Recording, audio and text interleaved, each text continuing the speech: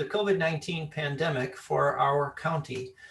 Based on the current public health concerns, the board president of Township High School District 211, as head of the public body, has determined that it is neither practical nor prudent to hold an in-person meeting of the Board of Education on January 21, 2021. The Board of Education meeting will be remote and will comply with the procedures set forth in Public Act 101-640.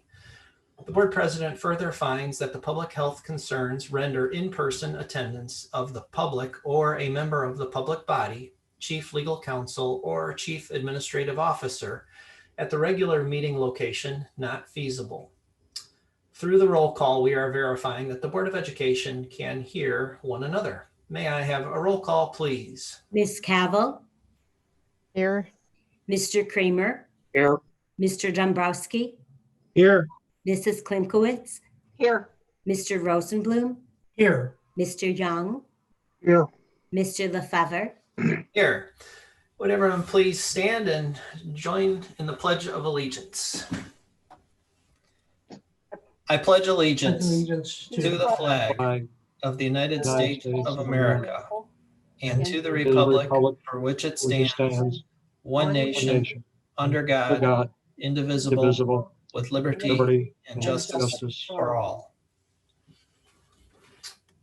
All right, our first item of business tonight is closed session. We have a suggested motion that the board will enter closed session to discuss minutes of meetings lawfully closed under the Open Meetings Act, appointment, employment, compensation, discipline, performance, or dismissal of specific employees, collective negotiating matters between the public body and its employees or their representatives, probable or imminent litigation against, affecting, or on behalf of the public body, and a matter pertaining to an individual student. Can someone please move that?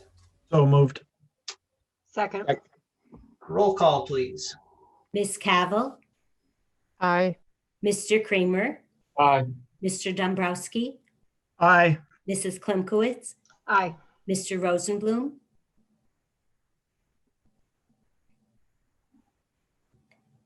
Mr. Rosenblum. Mr. Young. Aye. Mr. Lefevre. Aye.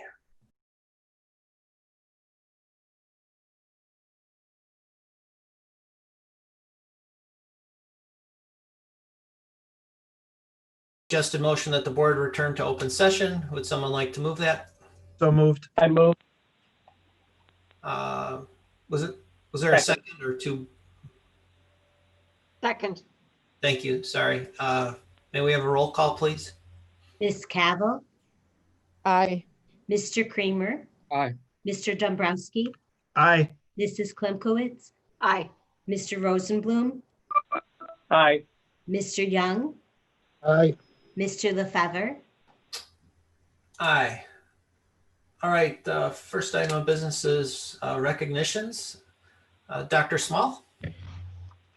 Yes, we have again, a unique setup because of our remote meeting, but we have our Business Professionals of America to be recognized tonight. And I turn over to Kathy to start that recognition series.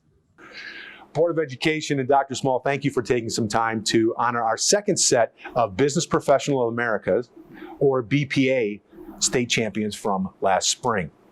As you recall, BPA is a career and student technical organization that promotes skill development and competition.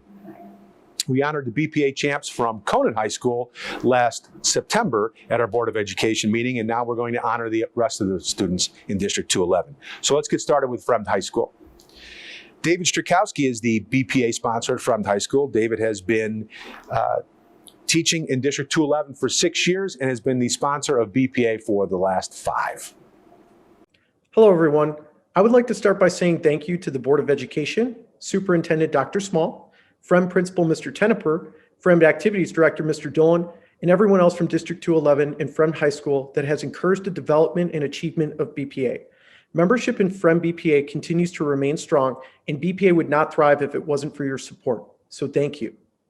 I'm honored to recognize and introduce to you a 2020 FREM graduate and BPA State first place finisher in the extemporaneous speech event, Safa Syed. During her time at FREM, Safa dedicated herself to finding ways to prepare for a successful career in business. She took a business class in all 4 years of high school. She participated in BPA for all 4 years of high school and dedicated a great deal of time to her studies and preparation, which is why she qualified for nationals in multiple years of BPA, including this most recent year. I am certain that with Safa's tireless work ethic and continued support from her parents, teachers, and friends, that Safa will continue her success in all aspects of life. I would like to congratulate Safa one last time on her accomplishment of placing first in the extemporaneous speech event at BPA State 2020, and I wish her the best in all her future endeavors. Thank you, David. Now let's move on to Hoffman Estates High School. Tom McGann is in his 22nd year as a business education teacher, and 19 of those years have been spent at Hoffman Estates High School. Tom spent 10 years coaching boys basketball at Hoffman Estates High School, and now in his 7th year as the BPA sponsor. Good evening. I'd like to start by saying thank you to Dr. Small and to the Board of Education for their continued support of our students' extracurricular activities. My name is Tom McGann. I am a member of the Business Education Department here at Hoffman Estates High School. This is my 23rd year teaching overall and my 20th year here in District 211. Myself, along with Dr. Carrie Largo, are the co-sponsors of the BPA chapter here at Hoffman. Tonight, we are recognizing students that competed in the 2019-2020 school year and who advanced at the state level to the national level competition. The students are Pooja Khatri, first place in fundamental accounting; Ishan Patel, first place in fundamental spreadsheet applications; and we have 8 members of our parliamentary procedures team, which also took first place at the state competition. Those members are Stephanie Baranoff, Kinjal Chowdhury, Brandon Kim, Arman Patel, Meera Patel, Sagar Patel, and Isha Shaw. Congratulations to each of you. Job well done. Thank you, Tom. And finally, we move on to Schaumburg High School. Jackie Phillips has been a business teacher at District 211 for 18 years at Schaumburg High School, and she has been the BPA sponsor for the last 11 years. Jackie? Hello, I am Jackie Phillips, the Business Professionals of America sponsor at Schaumburg High School. BPA is an organization unlike none other. They allow students to gain networking skills and professional development in high school that will set them up for success. I would like to thank Dr. Small, the Board of Education, Mr. Winkowski, Principal Harlan, Mrs. Napier, our Activities Director, and Mrs. Jamie Cook, my co-advisor. It's not an easy task to place first at state, but we have some Saxons that did a great job last school year. I would like to congratulate Venya Joshi for placing first in entrepreneurship, Stephanie Ahn for first place in fundamentals of desktop publishing, and to our first place network design team of Eric Arceo, Isan Hussein, Sebastian D'Souza, and Sean Sherardi. And a special thanks to the families and parents of our students. Without you guys, we would not be able to do this for our kids. Congrats again. Thank you. Next item of business is public comments. Governor Pritzker recently extended the disaster declaration related to the COVID-19 pandemic for Cook County. Based on the current public health concerns, the board president of Township High School District 211, as head of the public body, has determined that it is neither practical nor prudent to hold an in-person meeting of the Board of Education on January 21, 2021. The Board of Education meeting will be remote and will comply with the procedures set forth in Public Act 101-640. The board president further finds that the public health concerns render in-person attendance of the public or a member of the public body, chief legal counsel, or chief administrative officer at the regular meeting location not feasible.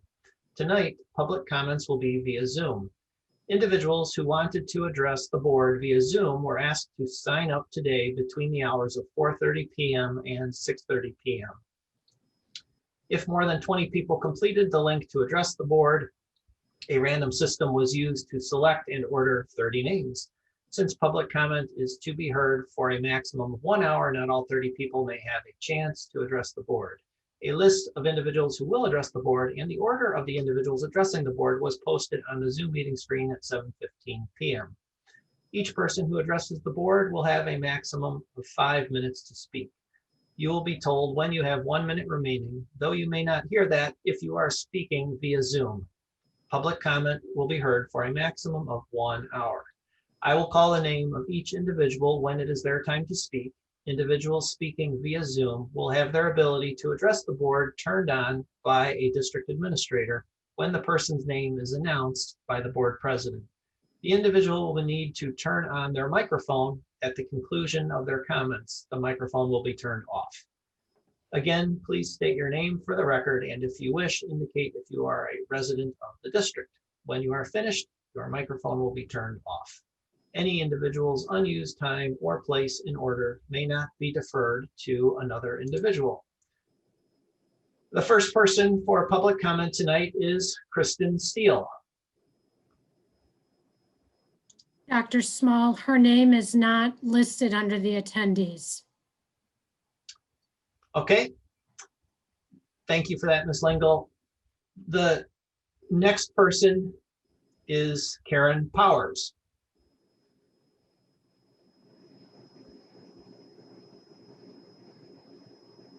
Can you hear me? Yes. Good evening. My name is Karen Powers. I have a sophomore at Hoffman Estates High School. Dr. Small, in an email dated December 22nd, when asked about spring break, you were unable to provide any information surrounding what the district's plan is. You stated that it would be discussed in future board meetings. This evening's agenda does not address it, and March 20th is 2 months away. Dr. Small, at the December 10th board meeting, you refused to acknowledge that the reason for November's adaptive pause was largely in part due to teachers traveling for Thanksgiving. Yet information obtained through a FOIA request proved otherwise. 38 teachers were absent on November 30th, the Monday after Thanksgiving. 25 of the absences were because of travel. On December 11th, I sent an email to the board. I specifically asked Mr. Lefevre, Mr. Rosenblum, and Mrs. Klimkowitz for a written explanation regarding their positions on refusing to revisit the July 16th resolution. No one replied. Mrs. Klimkowitz, you are seeking re-election on April 6th, yet you ignore emails from district parents that you serve, and I use that term loosely. These are just a few examples of lack of transparency and communication from our superintendent and elected board officials. In closing, there have been 27 suicides of children 18 and younger in Cook County alone since January 1st, 2020, 20 of them since March 13th. You continue to ignore the mental health of our children and the following deaths. March 24th, a Black male, 18 years old, hung himself. May 27th, a Black male, 18 years old, hung himself. May 28th, a white male, 17 years old, jumped to his death. May 30th, an Asian female, 12 years old, hung herself. June 27th, a white male, 15 years old, shot himself in the head. July 5th, a Black male, 9 years old, hung himself. July 7th, a Black male, 16 years old, shot himself in the head. July 11th, a white male, 13 years old, shot himself in the chest. July 20th, an Asian female, 18 years old, shot herself in the chest. August 13th, a Black female, 13 years old, hung herself. September 17th, a white female, 12 years old, hung herself. September 22nd, a Black male, 17 years old, shot himself in the mouth. September 25th, a Black male, 16 years old, hung himself. October 2nd, a white male, 14 years old, shot himself in the head and was a freshman at Hoffman Estates High School. October 11th, a white male, 15 years old, shot himself in the head. November 4th, a white male, 13 years old, shot himself in the head. November 21st, a white male, 14 years old, hung himself. December 22nd, a black male, 16 years old, shot himself in the head. On January 7th, a white male, Dylan Buckner, 18 years old and top student athlete at Glenbrook North High School, jumped to his death. January 14th, 1 week ago, a white male, 16 years old, shot himself in the head. These are the children that succeeded in ending their lives. Many more have attempted. They are from all races and all genders. Their lives are apparently expendable in the name of politics because we know it is not about COVID. Completely open up our schools and let them play their sports before more succeed. Thank you. Thank you. The next person is Stacy Gale.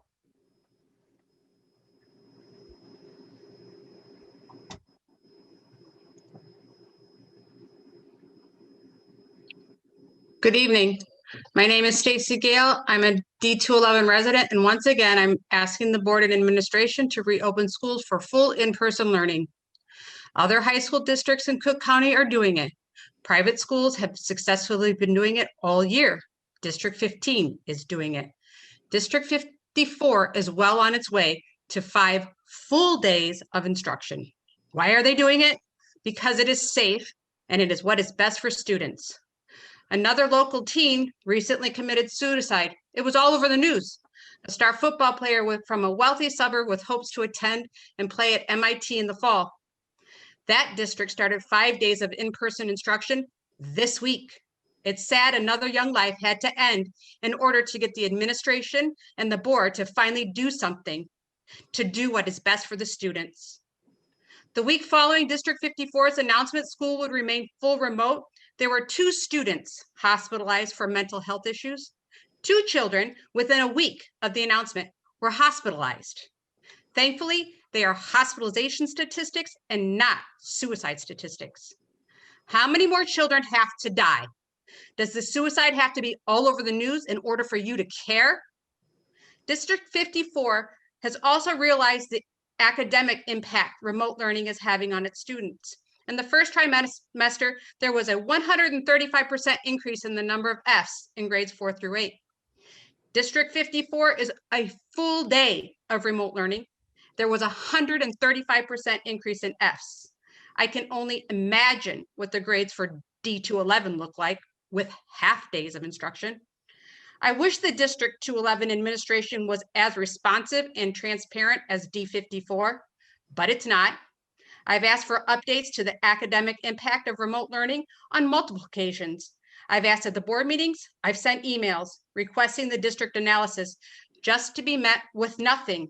No phone call from Superintendent Small, just another email response telling me I need to FOIA the information.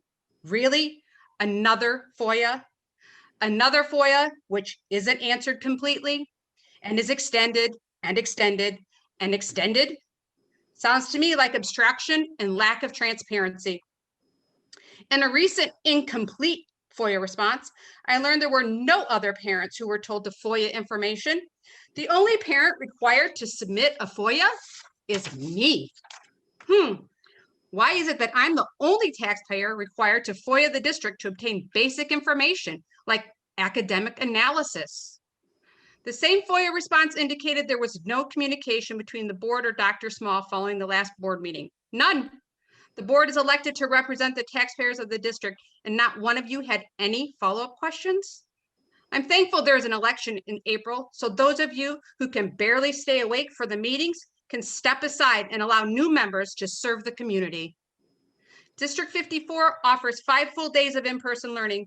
District 15 offers 5 full days of in-person learning. 54 will not be waiting until April to offer 5 full days of instruction. At the most recent board meeting, 2 board members listened to the public comments and pushed for a shorter timeline if possible. The survey was expedited so the analysis could be completed and ultimately a plan could be developed and implemented. Do you know what else those 2 board members did? They said they would be available for a special board meeting to discuss the plan in an effort to get kids in school sooner. There were 3 members who offered to have scheduled a special board meeting. They had faith in the administration's One minute plan left. and they prioritized the students. It is time the D211 board expect more than a half-day hybrid plan through March 30th with no commitment to more. It's time to move those who aren't attending but are holding a place to remote.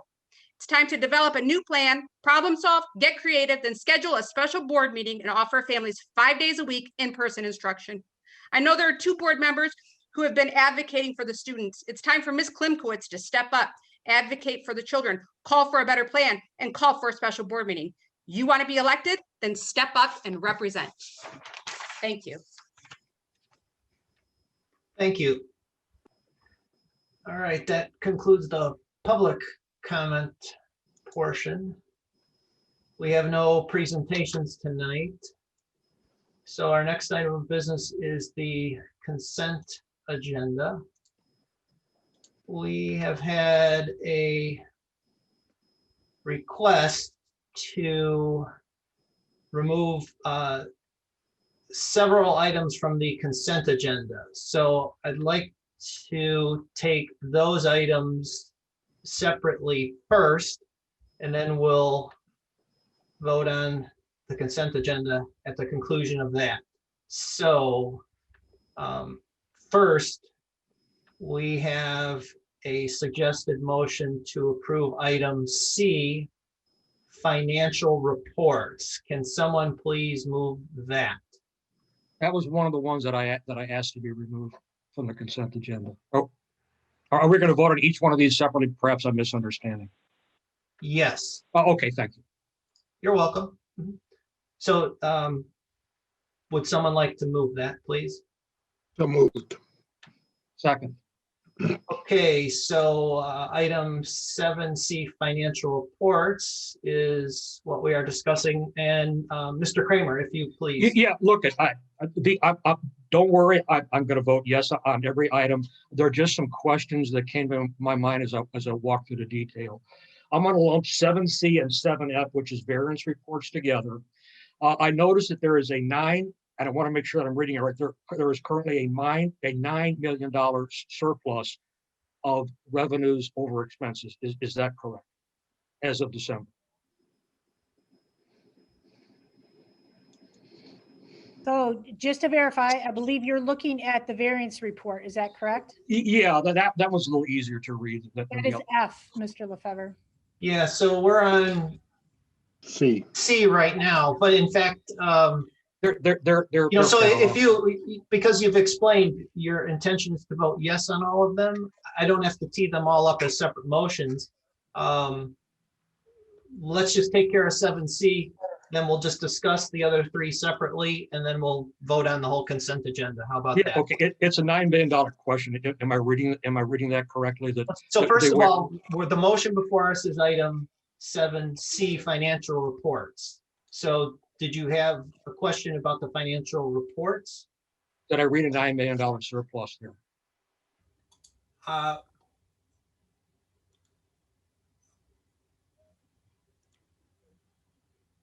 Well, what is it that you have the report? So please refer to the report so Dr. Small can respond. Okay, I believe I saw a $9 million surplus. Am I correct? That's correct, through December. Okay, thank you. That answers the question. Any other questions here? Okay, roll call if you please. We'll finish this one off. Miss Cavill, Aye. Mr. Kramer, Aye. Mr. Dombrowski, Aye. Mrs. Klimkowitz, Aye. Mr. Rosenblum, Aye. Mr. Young, Aye. Mr. Lefevre. Aye. Okay, so now we're just going to have discussion about 7E, but no motion. And at the end of the discussion of the remaining 3 that we have, we'll take the motion for the remainder of the consent agenda. So item 7E, and Mr. Kramer. Yeah, again, it's a question. I'm sure that you provided student activities reports before, and it dawned on me, I don't really know what is included. It's a financial report. So can someone just tell me what constitutes a student activity that it appears there's a separate fund for, where the source of revenue is, and some of the expenses that might be incurred. And any Lauren, can you differentiate between our activity funds and our board accounts? Yeah, our board funds, our student activity funds are considered non-Board of Education funds, meaning that they are not derived from local or federal sources. They would be derived through things such as fundraising or donations. Our boosters would be considered, booster donations typically are received in our student activity funds. I think you asked for some examples. Things such as our student council would be considered a student activity. We have like a junior class. Each of our classes actually has their own student activity account. We have things for our musicals, any of our clubs, all have separate accounts that are used to receive the specific fundraising or receipts into them, and then account for the expenditures that are related to that very specific activity. Okay, and you're spending money on those activities out of this account. Yes, the funds that are in those accounts are used specifically for those activities. And I would assume that the standard accounting practices and audit trails are part of what the district does to provide due diligence and oversight over use of the money. Is that correct? There are very specific accounting practices that are defined by the State Board of Education and accounting boards that for this current year, they will be subject to our audit practices and recognized as part of the general fund. We have multiple levels of review and approval on expenditures that come out of our account or out of our activity funds. Thank you for that explanation. All right, if there are no other questions on 7E, the next one was 7F. It seems like, did we already cover that, Mr. Kramer? Yeah, 9 million, but one specific item, I understand that is titled, that there is the $9 million was in part driven by around a $4 million federal, I don't know if it's a grant or a check of Title I money that was given to 211. Is that correct? As part of the CARES Act. Where did Sorry, go ahead. Yeah, where did the $4 million come from? It's listed as being federal funding. The federal funds that are listed, and I'm referring to the variance report through the period ending December 31st. Yes. The $4 million that is referenced there is our total federal aid that has been collected through the end of December. It is not inclusive of the $4 million CARES funding that was recently announced. That money has not been accounted for at all, and it is actually anticipated that it would be received next fiscal year. Okay, so it is. Okay, I thought it was CARES. I was wrong. Do we generally get around $4 million from the federal government? Is this unusually high? We are ahead of budget by about $290,000, and I will tell you that the vast majority of that overage there is due to our meal program. That's the reimbursement for the meal bags that are provided to the students in our community are reimbursed through federal funds. You will see, though, that is offset by decreased food service sales. So while we're not in selling meals to students as frequently under our current model, we are receiving, and actually the federal program has provided a waiver of all of our student meal fees this year. So instead of collecting the fees, it's reimbursed through federal funds. Were we $9 million ahead of the power curve or revenues over expenses this time last year in December? $9 million. I believe we were, I don't have the exact numbers, but I believe that we were fairly close to budget. Okay, all right, okay, thank you. Those answer my questions. Okay, if there's nothing further on the 7F variance reports, the final one was 7G, resolutions authorizing intervention in proceedings before the State Property Tax Appeal Board. Mr. Kramer? Yeah, just one specific item. You know, it's kind of a blur. What there's some commas and who's what, and then there's dockets. But I noticed that the village of Schaumburg filed a property tax appeal. I was surprised by that because they're a government entity. Do they have property that is on the tax rolls? So I would like to understand that more. There was no detail. I found it unusual that a village would file a property tax appeal. Yes, the property that is listed in the appeal that you have in your information is a property owned by the village that is on the tax rolls. You know specifically what it is? It's an executive office. It is, give me 1 second. I have the name of it here. The Woodfield Green Executive Center. Yeah, thank you very much. I was very curious. I mean, obviously, I think that what we're doing here to go back and ask for further adjudication of the tax appeals is the right thing to do. Thank you very much. Okay, so now we have the suggested motion that the consent agenda with the removal of item C, which we already took action on, be approved as presented. Can someone please move that? So moved. Second. Any further discussion on any of these items? Roll call, please. Ms. Cavill, Aye.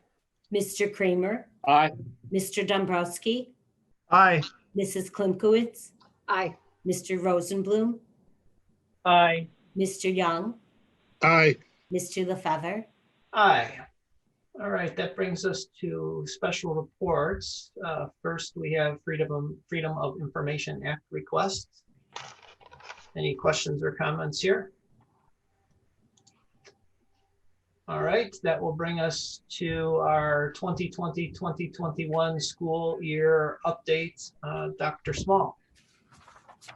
Thank you. As we are all well aware that we began second semester with the first 7 days being remote. We are now in our hybrid model. Our first group is in attendance, and we're at approximately about just under 45% of our expected attendance. We'll look at the second group that comes in starting next week. If those overall numbers are still remaining low in terms of a trend, we'll look for ways to implement for those students who want to attend more often to be able to. At the high school level, it certainly does involve their seats within each one of their individual classrooms to make that happen. So that's something we'll look at as soon as we know the second group's trend coming in for next week. Currently, all of our students with IEPs, 504s, and English language learners have always been invited to attend daily and still have that invitation in front of them. All students have the opportunity to come to the the in-person academic supports that are given in the afternoon. And they also have the opportunity to sign up in the mornings in terms of being in school if they want to use our network, and they're on the other rotating class if they're not one of those groups that I just defined above as having an IEP, a 504 plan, or an English language learner. As our region has moved into a tier 2 mitigation from the governor's office, that does not have a direct effect on our school day. Our safety protocols are still in place via the ISBE, the IDPH, and the Cook County Department of Public Health. But it does offer more opportunities for our athletic teams. So I'll turn it over to Mr. Schumacher to describe what we're planning based on the opportunities that have been given to us via the IHSA and the IDPH. Thank you, Dr. Small. As you know, winter sports began on November 16th of 2020, and they were then put on a pause 4 days later on Thursday, November 19th. And the IHSA put that pause in place because of the tier 3 mitigations that were required by the state of Illinois. Those tier 3 mitigations began on Friday, November 20th. And so that pause on our IHSA athletics has continued through the month of November through December and into the beginning of January. And during that time, there has been different updates and different hypotheses on when sports would start again. and how that would look.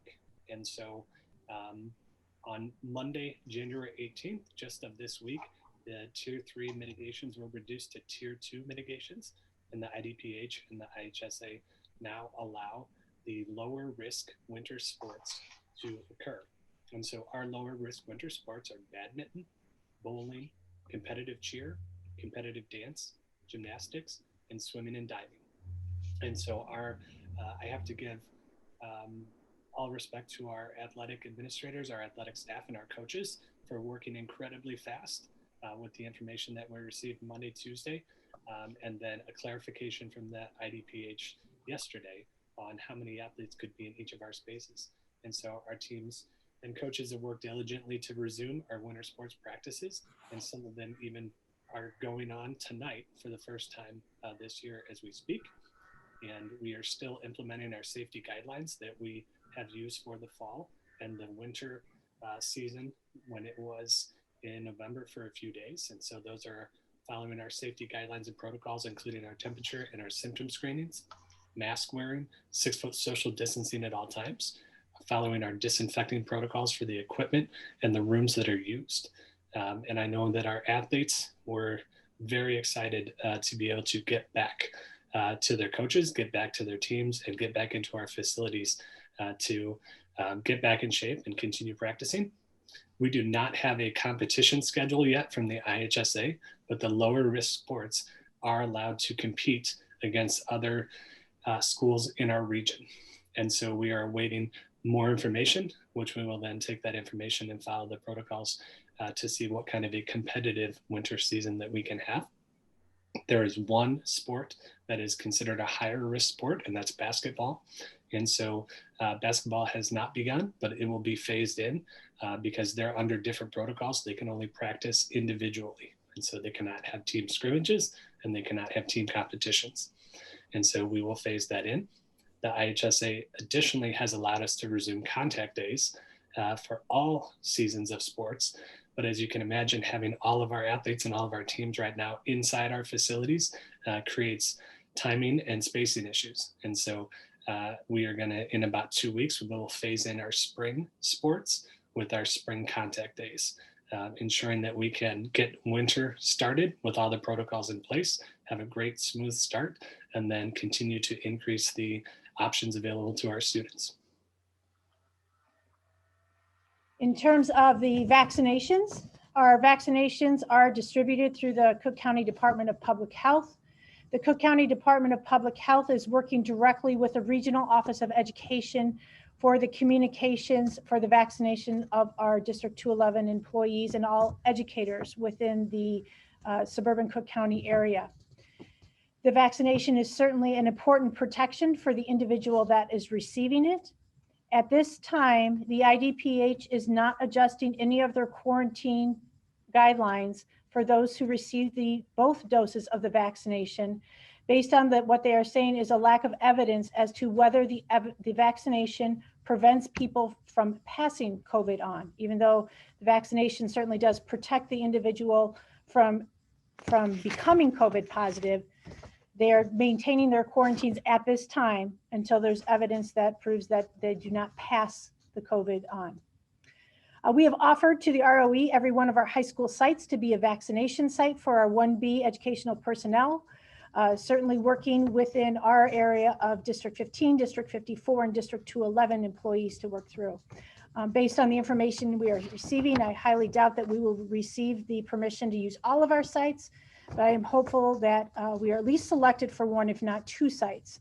And our Regional Office of Education is working diligently to coordinate with the Cook County Department of Public Health at this time. We have not been told the number of vaccinations we will receive. We have not been told a specific starting date. I do know that we will, as if one of our schools or 2 of our schools are selected as sites, we will have to gather personnel, whether it be our own personnel or asking for volunteers to help man those sites. The Cook County Department of Public Health is not providing either the people who register or the people who screen or the vaccinators. They will be providing to each site that is approved by them at the minimum one safety officer who oversees the vaccination process, and then one RN who would oversee the wait time that occurs after the vaccination. Each person has to wait for 15 minutes before they leave in case there is any reaction along the way. So we are working diligently between districts 1554 and 211 to make sure that we have the capacity in order to make this happen between our school nurses, our volunteers, and our own staff along the way. Our next step in the vaccination process, while we're waiting for the information, will be they have asked for the number of employees who are planning to receive the vaccination. And I believe Cook County is looking for that number so they can plan and expedite how the vaccine will be distributed to the sites across the suburban Cook County. A return to our traditional scenario would require at a minimum starting point the removal of the 50-person limitation and the 6-foot distancing within the classroom. Until that time, we will remain in the hybrid scenario, and it is expected to be maintained except in the case of any localized breakouts or changes in the schedule due to the state required testing of large groups that it requires our students to be spread apart. The state testing will occur in April, so the plan for April testing and any scenario scheduling changes will be brought forth in March in case there are any guidelines that are loosened that allow us to test more students in certain areas, which would then change our plan in terms of how we can approach this. At this time, I welcome any questions or comments. Yes, Dr. Small. I'd like to make some comments. Thank you for the update.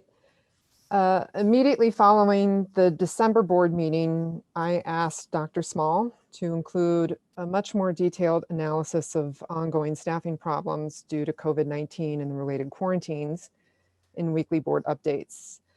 I also drafted a motion pertaining to travel guidance and waited to see our metrics after winter break. According to those metrics, 145 teachers traveled over winter break.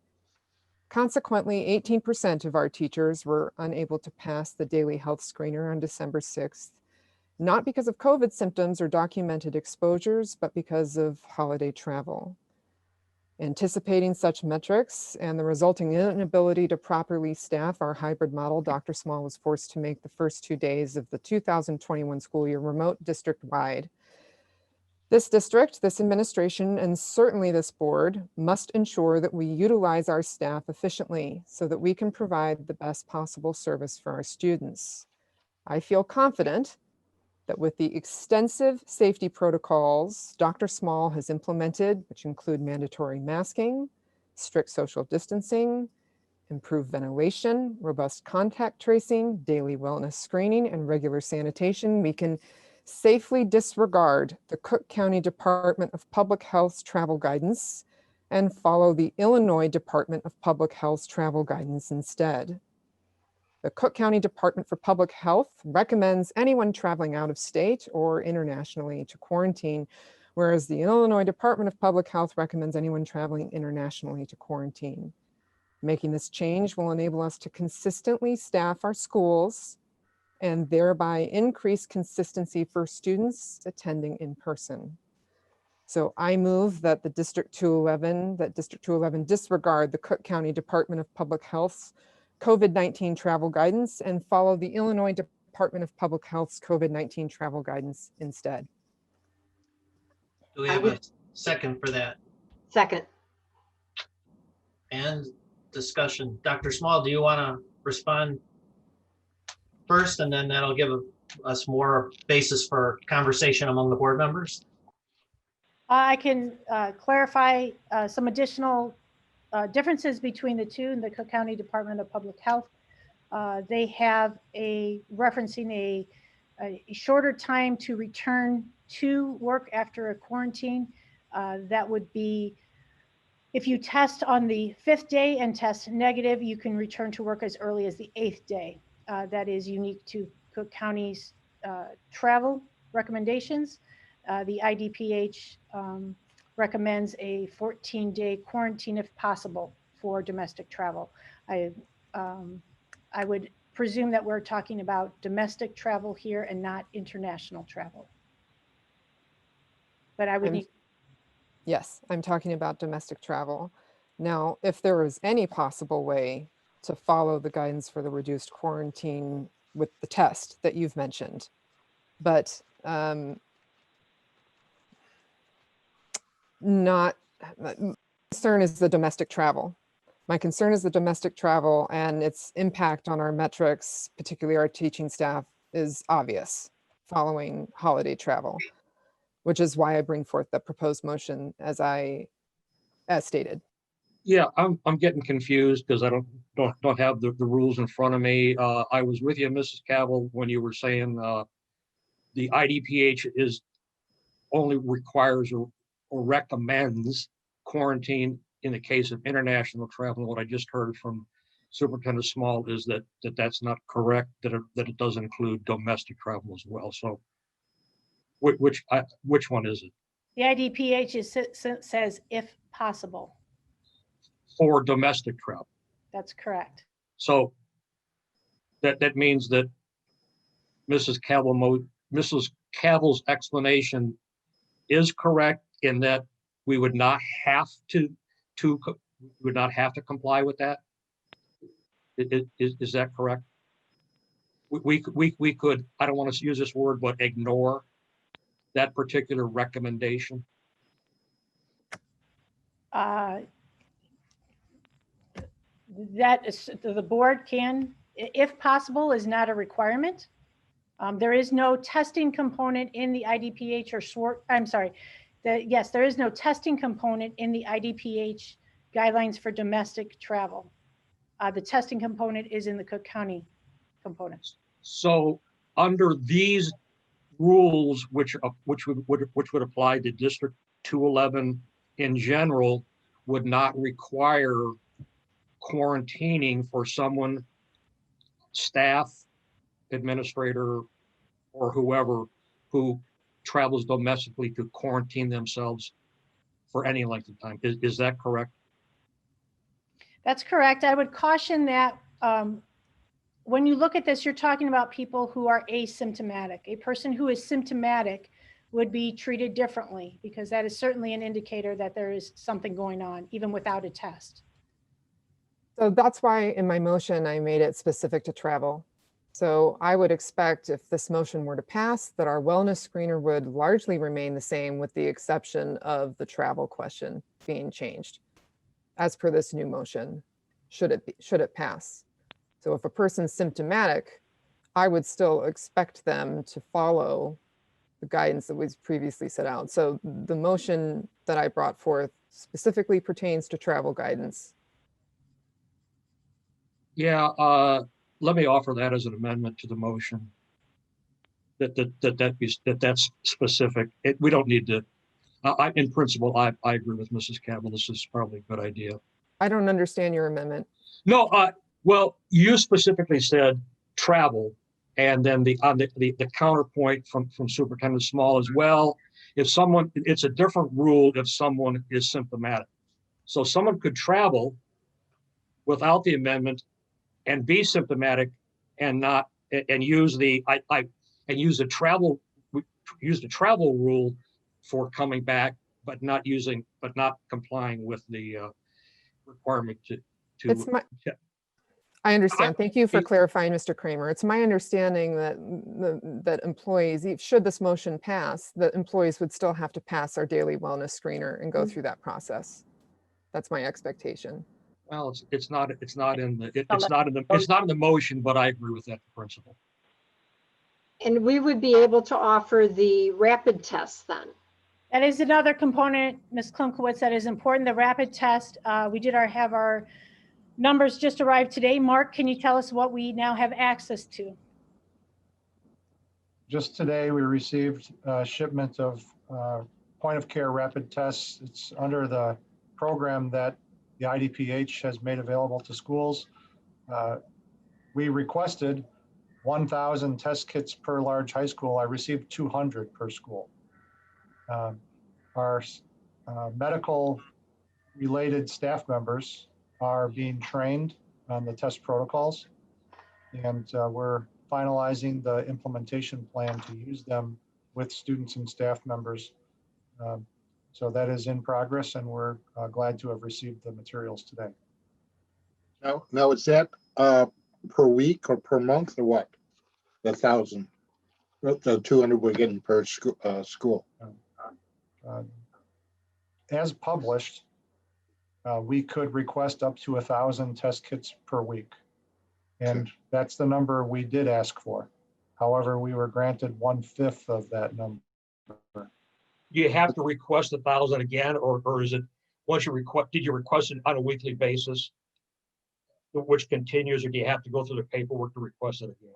I will have to request more tests when they're needed. It has been a complicated process. That's my best I'm sure it description. is. I appreciate it. But obviously they're needed. They would be used. Can we just do it proactively and keep ordering 1,000 a week? We'll go through them. Every time we use a test kit, we are obligated to report the results, and so that will help track the usage. And certainly prepare the county for any replenishment that we may be due to help promote our program. It's important to make note that these are rapid test kits. They are not the equivalent of a PCR test, which is the widely recognized gold standard of COVID testing. The results are reliable to a point. So what I understood you just said is that requesting an additional 1,000 tests, rapid test kits, is not the process. It's essentially it's a one-for-one replenishment as we report results. Is that correct? That's not what I was trying to say, but let me explain with a little bit more detail. While I can request additional test kits, I'm not confident that the county will honor those requests until they see that we have exhausted or nearly exhausted the supply we have on hand. Can we ask them anyway? We don't know what the county's going to do. I understand, and that's a logical path. What's the time frame that we have in terms of replenishing them? I mean, do we, like what Mr. Kramer said, do we have to exhaust them all first before we can ask? Or I was kind of under the impression we're getting them every week. Yeah, that's it's not an automatic weekly shipment. We will request resupply. Thank you. So let me just state that my goal, to clarify, my goal with this motion is to amend as an effect the travel related question on our daily wellness screener that is currently acting as an automatic trigger. In the case of the 145 teachers who, for example, traveled following the break. And because of that, we cannot consistently staff our in-person educational model. So this is the point of my motion. And I'm open to clarifying language if it needs to be amended for it to be clear and for it to more accurately meet its goal. That's the goal. And this is the most accurate language I could come up with. You have identified, or I think that we have seen it for a while, that the short straw on this is teachers showing up for work. I appreciate the thought you put into this motion, and I support it. I'd like to thank Ms. Cavill for presenting the motion. I think it's really important, and I can speak for myself, and I believe that the tone from our last month's meeting is that the board really wants to see all of our students back in school. The ones whose parents want them in school and the students want to be there. We think that that's important. And I know we have spring break that's coming up, and I think part of that is what prompted the motion, because we want to make certain that the staff is there as best as possible to be there for the students. Because once we started with this hybrid, to me, it's really important that we be able to continue it through the end of the school year. Hopefully during the summer, we'll be back to maybe a new normal, but I think it's just really important. We've started the hybrid, we continue with the hybrid, and we do whatever we can to maintain that. Yeah, so I support the motion. Mrs. Klimkowitz, after we get through this motion, I was going to mention this before the motion came up. I really think that it is possible to go to full in-person learning 5 days a week for the population, the student population that is willing to come in. But that's outside of this motion. But that's gonna come after this motion is taken care of. I'd like to also point out that I'm hoping, and this is not just for teachers, the notice I made, crafted the motion be district-wide, which, because we have to imagine, we saw the metrics with the teachers and holiday travel, the impact that travel had upon them. But we also have to assume that that same, we have similar metrics with our students who may have an in-person, a seat waiting for them.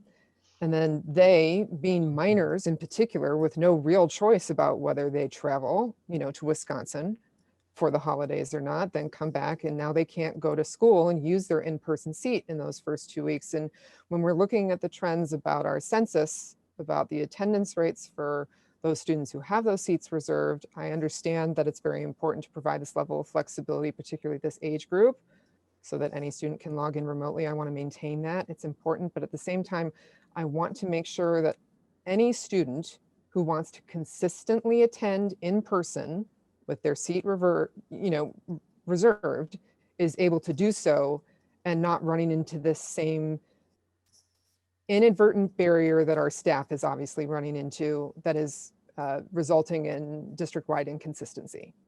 The government-imposed bureaucracy. And I agree.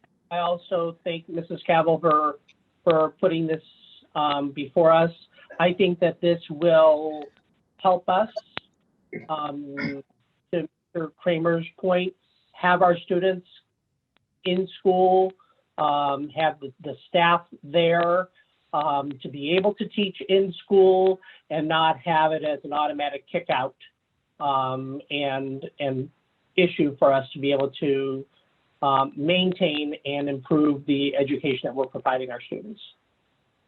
Now that the rapid test kits are available, at least in some number, it could also be considered that if the employees is asymptomatic, that they also receive a rapid test kit or rapid test where they get the results back in 15 minutes. I would absolutely support that. Clears them to continue into work. So you said if they appear to be symptomatic, you give them the. If they do not have symptoms, if they have symptoms, we do not want them reporting to work if they have symptoms. Until they get a test on their own or whatever. And until they get confirmed what it is that the issue is. So for example, you're saying if a person self-reports travel that has raised a concern for them, a person, for whatever reason, say needed to attend some kind of a funeral in Wisconsin and comes back and feels concerned about that they could self-report and request a rapid test. And that would be a circumstance, that if this is the scenario that you're talking about, I would enthusiastically support their access to such a test.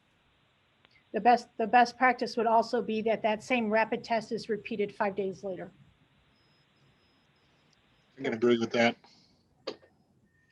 So do we need to amend the motion?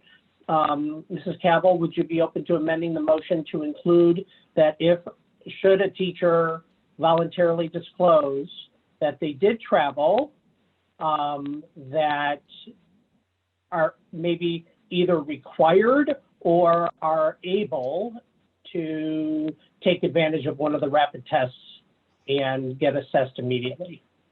Yes, I would like to amend that though to be, my concern is that the supplies are obviously not ultra reliable. So if we impose that to be a requirement and then, we don't get any more shipments of those rapid tests, then we're on the hook to provide them financially. So I would be more open for an amendment that says, if a teacher self-reported travel and wanted access to a rapid test and supplies were available, that we could provide it, if that makes sense. Yeah, I appreciate the amendment suggestion.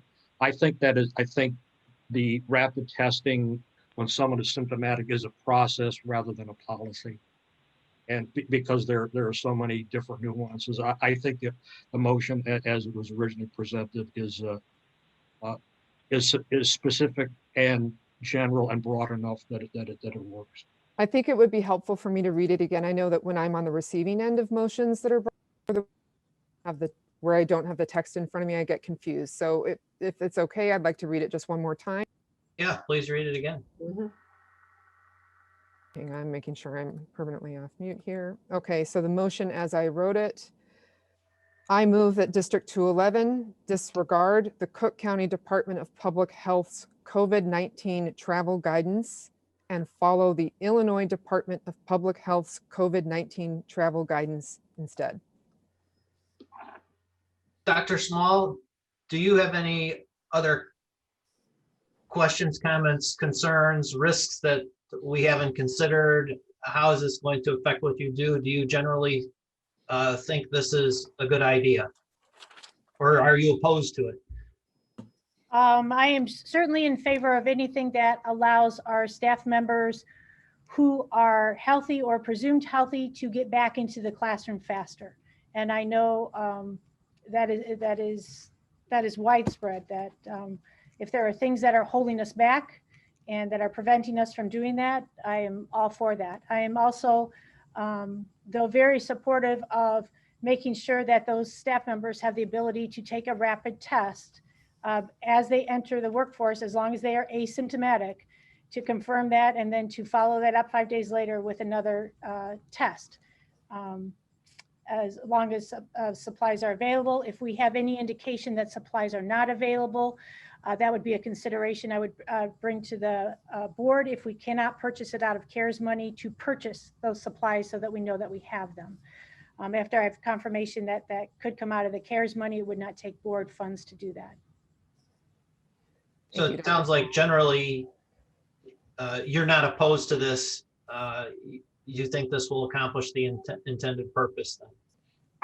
I think the intended purpose of bringing staff back, absolutely. My intended purpose is also to make sure we are safe when we bring those staff back. And even if we don't provide any additional guidance other than the motion as it is, those would all be procedural things that you would take care of anyway. That's correct. Okay. So one final question I have, does this create any conflicts with the standing resolution from July? Does that need to be revisited?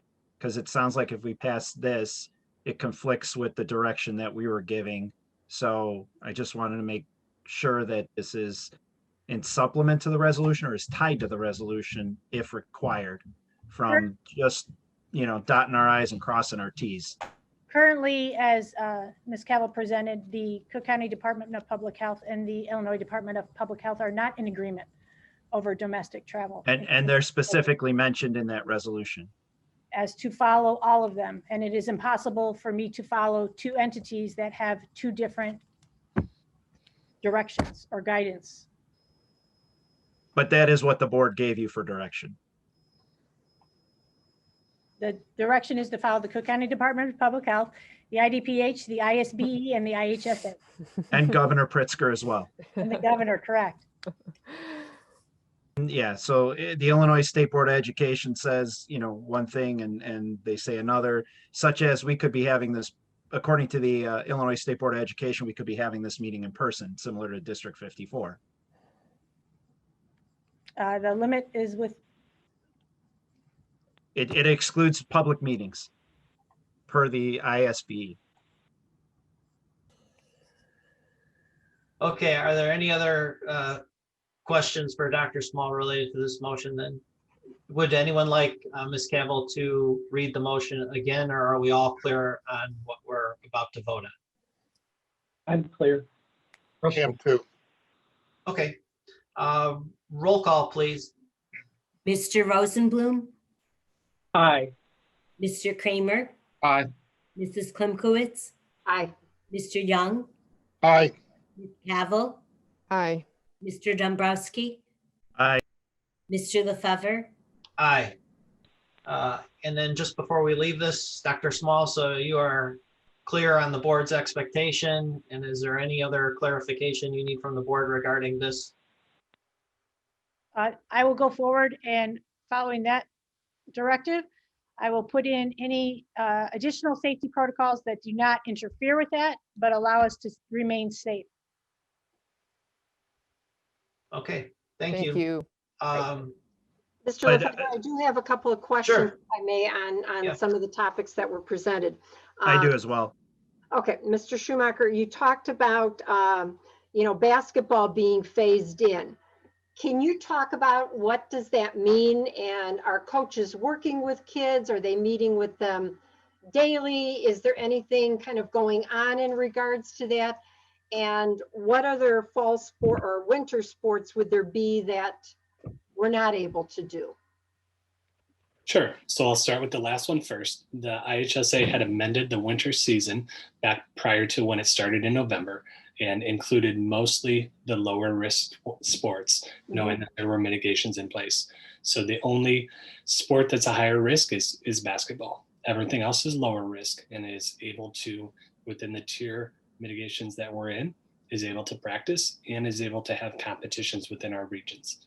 So our coaches throughout the pause have continued to connect with students and connect with their students and athletes in multiple ways, obviously not in person because we weren't able to and had different schedules.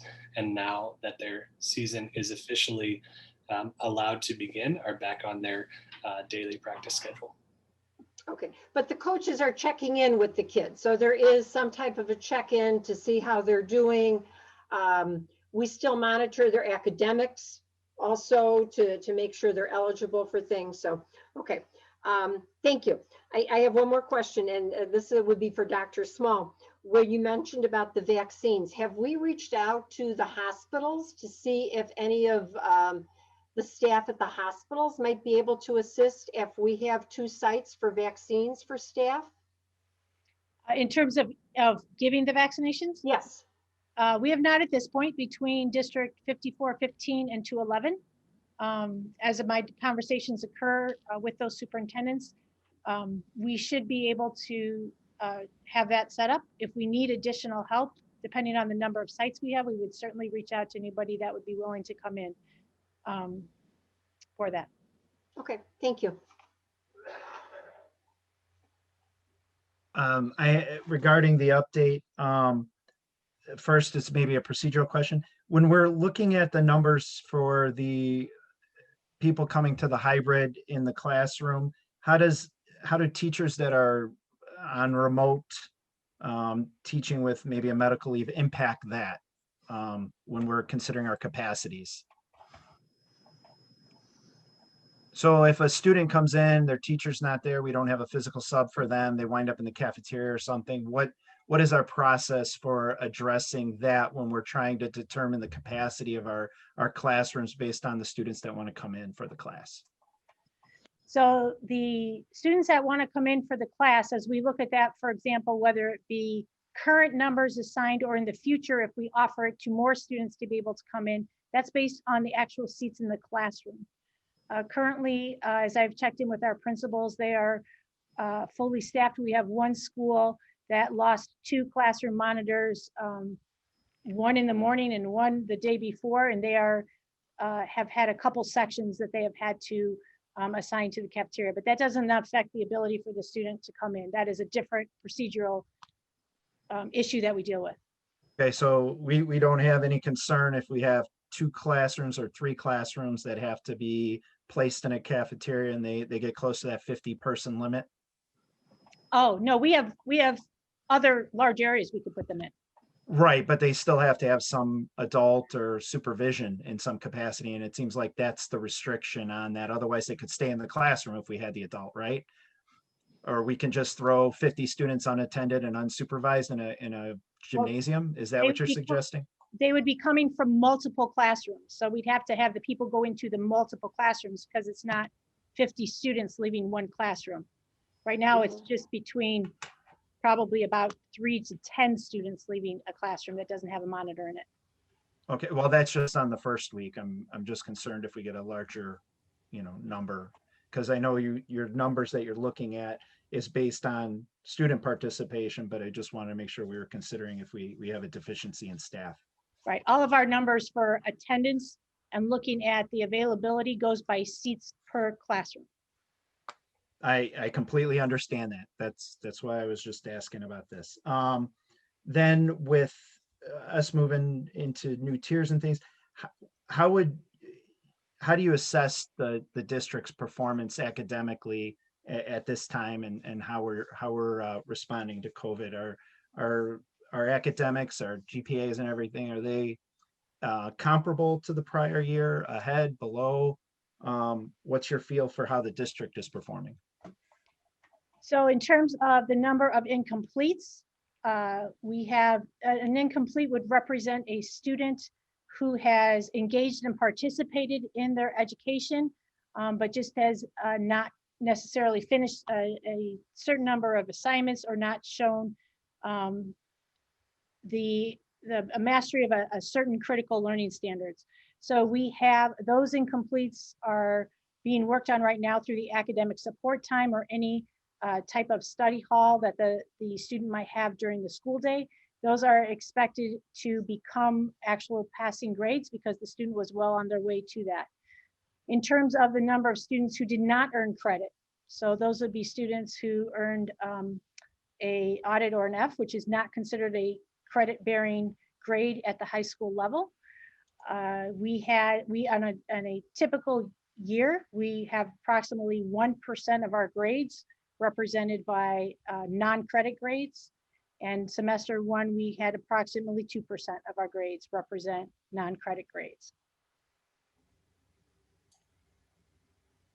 And then finally, how are our seniors moving forward for the next steps in their life? Are we seeing our academic scholarships, athletic scholarships starting to execute similarly in the past? Our level of students being accepted to higher education, are they performing at the same level as well? Mark, can you reference kind of the timeline that happens senior year with college placement, college acceptance, how that works timing wise? Most typical that in the month of March, the students have received a confirmation of acceptance from schools. So we're a little early in that timeline right now, but that would be when they would be making choices and that we would begin to learn of them.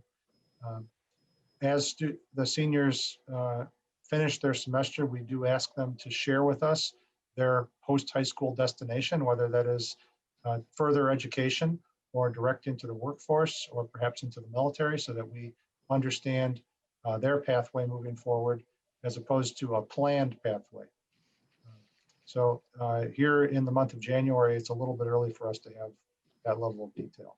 Mark, the work that the student services departments would do in terms of students, their senior year versus their junior year in terms of preparing for their next steps, can you explain how that work is still continuing? Sure. Each one of our schools through the school counselors facilitates what we call a group guidance program. It works in conjunction with our student readiness plan to address academic planning, post-high school planning, and social emotional wellness. There are specific activities that are led by the counselors in a variety of settings, whether they be individualized, small group, or large group in nature.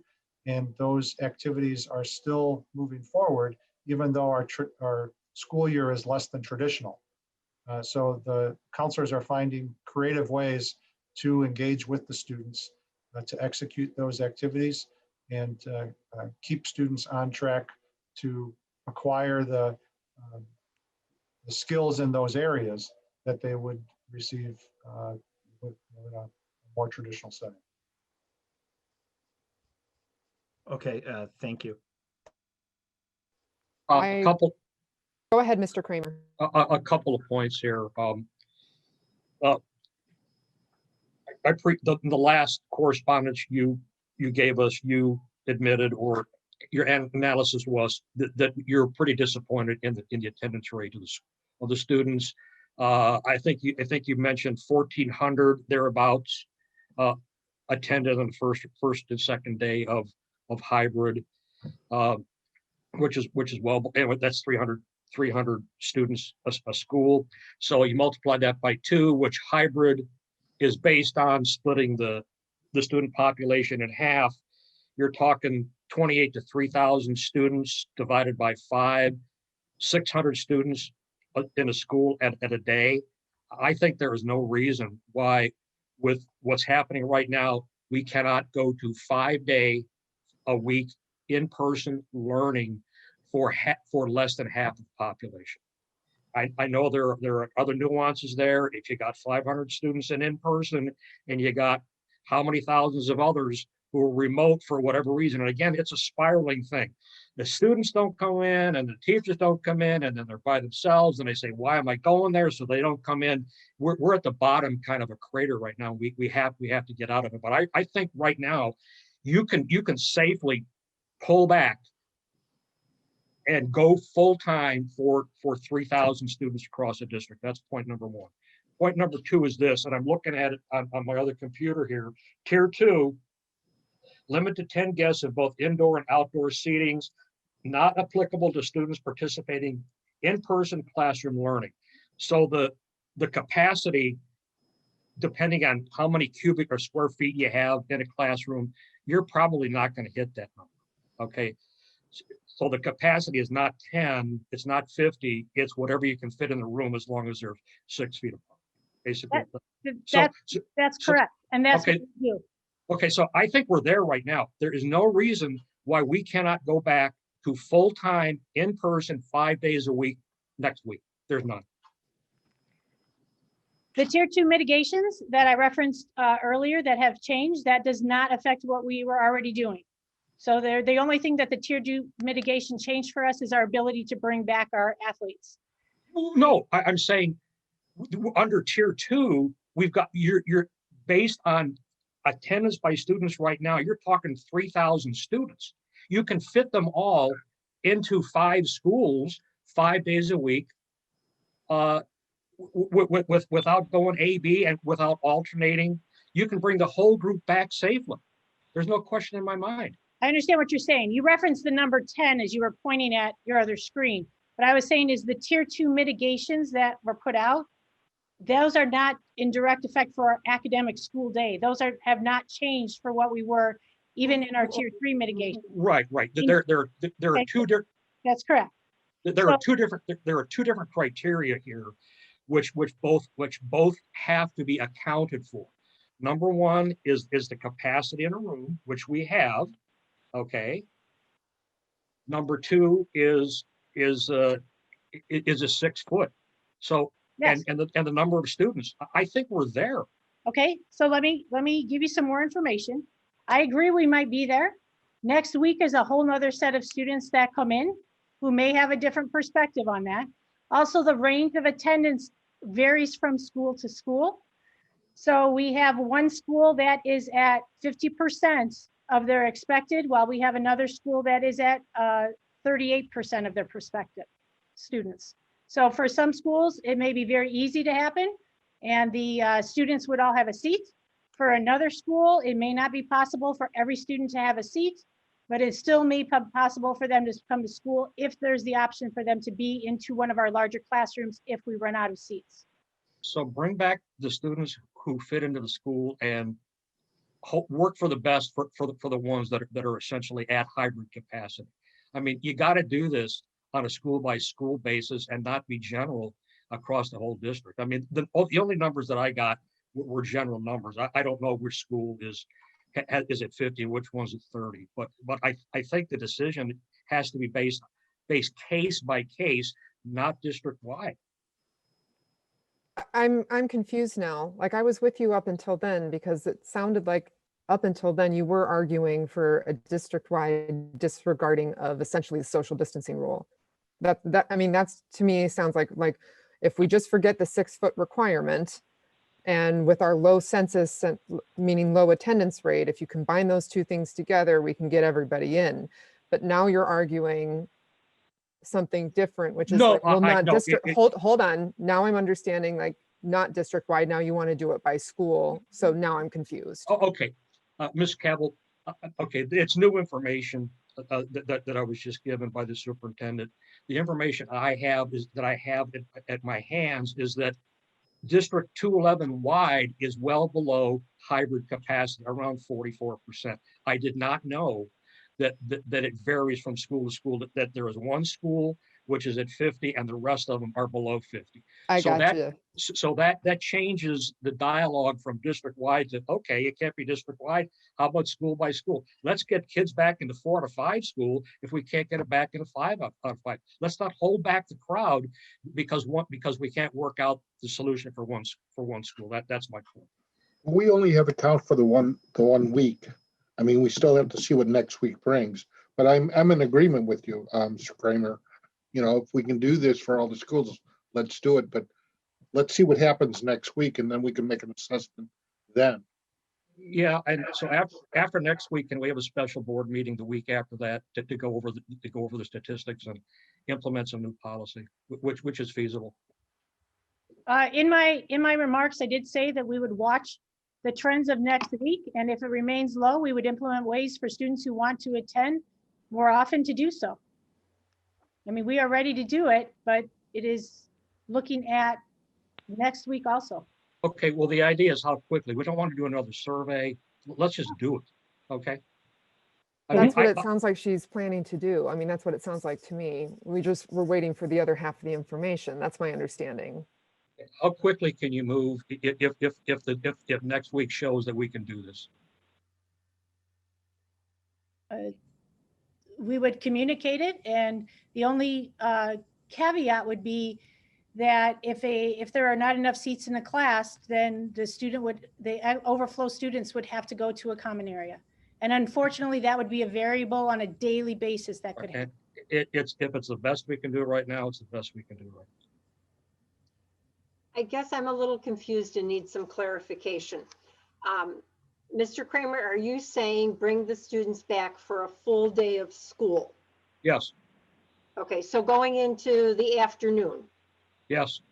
Okay, that leads me to wonder if the courses are already set up, how would we change to have kids in the afternoon? We're already in a semester. That's what I'm having a hard time with. I support getting our students back in, but I don't know how that would throw everything off as far as the classes and the semester. That's what we're paying the administration to figure out. I mean, I thought that we were talking about all of those empty seats in the classes as they're currently scheduled that don't have bodies in them for whatever reason, as reflected in our attendance rates, should have bodies in them if we're able to safely accommodate. That was my understanding, and that's something that I do support, and it sounds like Dr. Small supports that as well and is waiting on the data to move on that. It was not my understanding that means changing the school days as it's been set up and moving classes around, which I don't support. That doesn't make any sense to me because we're asking our teachers to simulcast. Our teachers are still teaching all of the kids that are logging in remote. And according to the information that we have, that's 51% of our kids. Yeah, well, why not? Why not? We've changed direction 3 times. And I know it's it's a matrix. Somebody's got to figure out the class loading and hours and that sort of stuff. But it is doable. All we have to do is want to do it. Dr. Kramer, we haven't changed that we haven't been changing that, what you're saying. No, we haven't been changing that. We've gone hybrid, and then we've gone adaptive pause, and then we went in. Okay, you got my drift. If we want to do it, we can do it. I guarantee it. I don't think we could do it. I don't think we could do a full day because it would be very difficult for the teaching staff to do in person and remote at the same time. Can we let the administration tell us if we can or cannot do it and not speculate? I just know from knowing my daughter teaches in Houston, and she teaches remote in the morning and in person in the morning and remote in the afternoon. And she is having a very difficult time doing that, let alone trying to do them both together. Sorry about that. Unless the administration takes a look at it, the feasibility, which hasn't been part of the plan right now, we don't know. So let's not say no for something we don't know. That's what we're doing right now. We're eliminating it without letting the administration take a look at it. So, Mr. Kramer, my understanding from your suggestion is that rather than have half-day schedules where a teacher is teaching in person and remote students at the exact same time, you're suggesting do the same thing all day. Yes, or permutation number 2 is you do the morning for kids who are in school, okay, full time, 5 days a week, in the morning or the afternoon, and in the afternoon you take the kids that are remote. No. Okay, well, no, but why are we saying no when the administration hasn't Because taken a that's look at it? inequitable.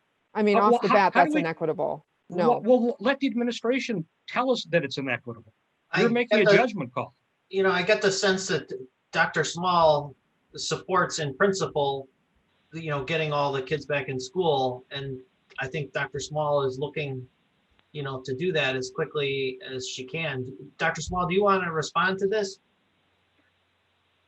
The concept of bringing all kids back to school is certainly one that I think we all want, and we're in agreement that as soon as I have numbers of next week, I will move quickly. But that would be, as my understanding of the discussion originally, is in the current hybrid schedule that we have. It would be that our parents still have the option to keep their students at home for remote, and we still have parents who have the option to send their students to school. It would remain, though, in the schedule of that we have now, where the first portion of the day through our 4 periods would remain. There's a short break for everybody for lunch, and then we go into our academic support time. During our academic support time is currently what the plan is that is for those students who are incomplete and have their non-credit bearing time, as well as our students who need additional help. All right, So for me to consider looking at what you're calling is a traditional schedule, Yes. that component would be gone, and we would have to revamp those scenarios. The traditional schedule for an 8-period day allows for a 5-minute passing period. Those are the complications behind it. I am fully supportive of getting more of our students back into the current schedule that we have, and we move to a traditional schedule when we have the opportunity to remove the 6-foot distancing and our 50-person limitations. So I support that. So the way I see it, there's, several things here as far as feedback that the board's providing. A lot of community members that I talked to within 54, they're on the full day schedule. Their hybrid is alternating. Looking at the class instruction time that my children receive on the hybrid model, it's roughly 60% of what they would get relative to the traditional model as far as FaceTime goes. And then I'm not necessarily convinced that our extra help sessions that we have in the afternoons aren't driven just because of a lack of class time.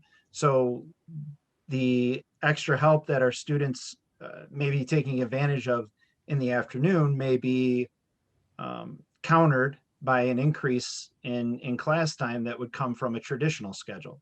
So I think that's something that we may still want to have considered as we're looking to maximizing the opportunities for students to be in person with their teachers. Obviously, I think we all agree that in person is probably the best opportunity, and it also promotes that social emotional wellness is being around your peers and having personal contact. So I would definitely support maximizing the facilities and having as many in-person opportunities as we can provide. In spirit, I'm with you, Mr. Dombrowski. I disagree on some of the fringes. Straight up comparisons between elementary districts and high school districts in this way don't make a lot of sense to me. It's because most elementary classrooms are, of course, self-contained. So the more apt comparison would be what's happening at the junior high level. And as far as my understanding is, and maybe this has changed, and I'm not aware, but District 15, for example, their junior high is in a hybrid scenario, simply because you start to encounter the same logistical problems at those grade levels that you do at a high school level. And so, the straight up comparisons, at least in this way, don't make a huge amount of sense to me. In philosophy, especially if we get back to the basics at the beginning of the discussion, the more bodies we can safely put in our classrooms that want to be there, the better, especially with, as we previously addressed, with consistent staffing. And so I'm happy to hear that Dr. Small is already essentially acting on this and is waiting for more information to move. So I wholly support that. So I have a comment and let me just go through it. So thank you very much for the update, Dr. Small. So unfortunately, the coronavirus pandemic continues to have significant impact on our lives through restriction guidelines and mandates, physical and mental health challenges, educational difficulties, economic and financial negativity, job losses, loss of family and friends, political divisiveness, and more. Although there are vaccines being distributed, the time needed to bring these things back to relative normalcy seem to still be several months away. Our community has been patiently awaiting good news on improvements across many areas, including a vaccine and how we teach our students in District 211. Community members have expressed their concerns through direct in-person discussions, public comments, emails, and other methods. Not all such comments can be responded to in a way that might satisfy the person or persons asking the questions or making the comments. I do ask that our neighbors and fellow community members understand, as a school board, are with you in wanting our students back in school full time as quickly as possible. Statistics show that the impact of the pandemic is far reaching across the state, our school district community. Just today in Illinois, almost 5,000 new cases were reported and over 100 people have died from the virus or complications from the virus. Someone who's been ill or died from the virus since March. I know I've lost loved ones and friends to the virus within our school district community. I also realize people have committed or attempted to commit suicide from mental health issues such as depression and anxiety, some as a result of non-related issues, but some as a direct result of the pandemic or as a result of the restrictions put in place from it. Some are from employment-related restrictions or closures, and some are from restrictions put on our schools, students, and families. We know this. When someone comments on low percentage of people that reportedly died due to the virus, I question how many deaths is an acceptable number to ignore or push to the side the figures reported. Is 1 acceptable? Are 10 acceptable? Are 100 acceptable? Are they acceptable based on location or demographics? If we can prevent even one person from dying as a result of our actions, policies, and practices, I think we should do whatever we can to prevent it. When the pandemic first came to the US and was spreading across our community, we did not know what to do about it. So we reacted as best and quickly as schools were closed, businesses were shuttered, transportation was closed or limited, and people were restricted from interacting with one another. I was out of town and forced to immediately return home as the hotel activities in town around me were literally shutting down. However, over the past 10 months, we have learned a great deal about this pandemic. Safety protocols were identified and implemented. Schools began teaching in various methods so as to get back to educating our students. Transportation resumed. Many businesses, including restaurants, resumed operations. Social gathering has contracted, expanded, and contracted again based on infectious disease data and safety protocols at the state, regional, and local levels. As the pandemic continues to develop and hopefully diminish, I am confident that we will continue to learn how to educate our students as effectively and safely as possible. We have learned a lot and put many protocols in place since March. I believe we need to get our students back in our school buildings learning, socializing, playing sports, and participating in clubs and other programs. As members and leaders in our community, leaders in our schools, parents, and educators, I believe we need to do this and get this to happen safely using a planned, expeditious, and phased-in approach. I believe we've been monitoring, changing, and taking the needed precautions long enough to learn how to do this right and do it now. Considering the current improvements of cases and rates we're seeing in the community we serve, I request that Dr. Small and the administration provide a detailed, scheduled, phased-in approach, maybe after next week's numbers, to get our students back in school 5 days a week within the next 4 to 6 weeks. If we need to have a special board meeting to discuss or approve any changes, as Mr. Kramer suggested, I would definitely be open to doing so. Thank you.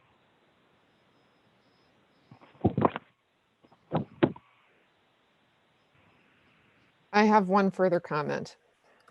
No parent should have to lose a child, but neither should they have to listen to the details of their child's suicide be recited at public board meetings in districts they do not even attend, in what is a shameful attempt to make a simple policy argument.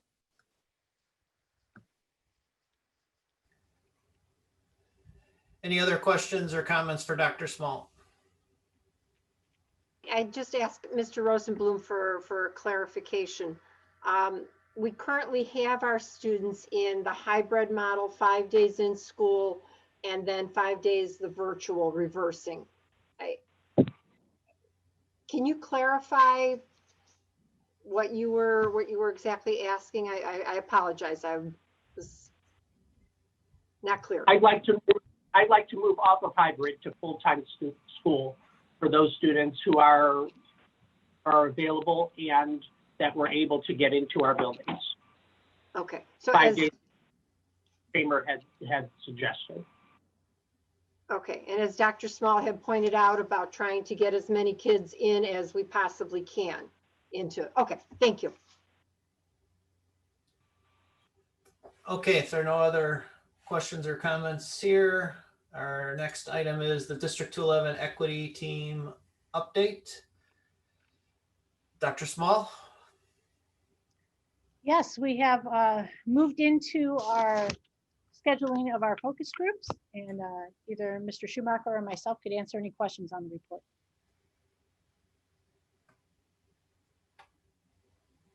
Yeah, a quick question.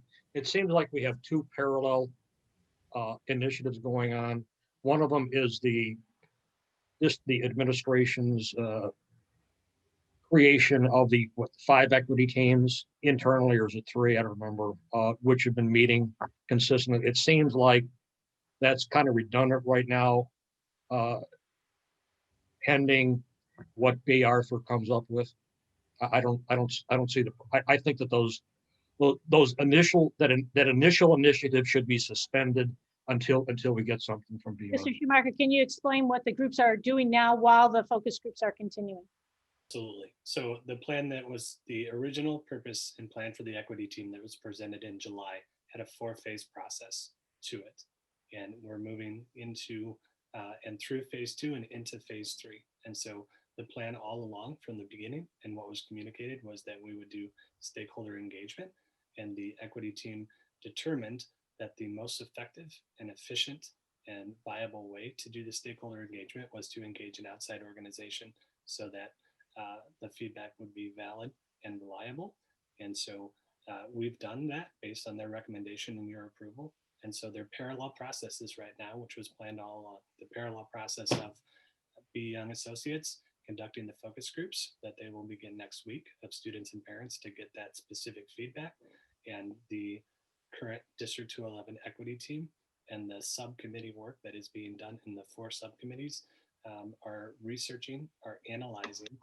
In February, we'll begin actually creating the actual plan, so putting the words and recommendations to paper based on their research.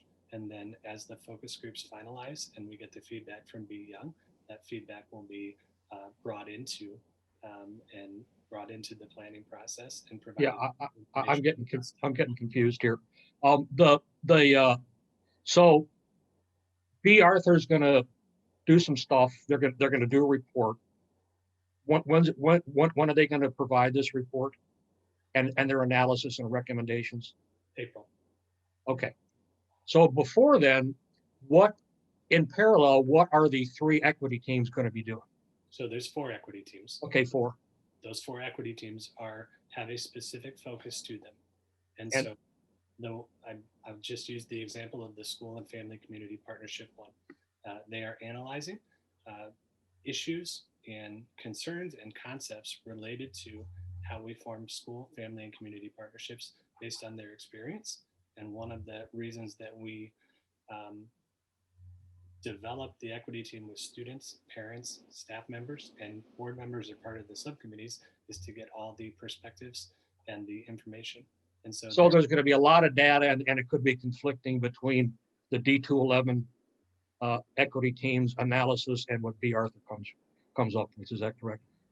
I'm not going to predict whether the data. Okay. Thank you. There could be. Thank you. If I may add, let me add to that. I think it's been interesting. It's been an interesting dialogue on the equity team. And I will have to tell you, when we break out into the small groups, I've got 2 fabulous young people that speak. They talk about their experiences and they add information and how they perceive things. And I think that's really important. And maybe that's what some of our smaller groups are doing. And then Be Young and Associates, they're going to be broader and have more input from all of the schools and the community and the teachers and a lot more input. But it's really been very informative. And the young people that have been part of it, at least, in our group, they've been outstanding. I mean, just dynamite young people with great input. Truly appreciate it. So I think maybe let's let it play out and see what we get as far as feedback.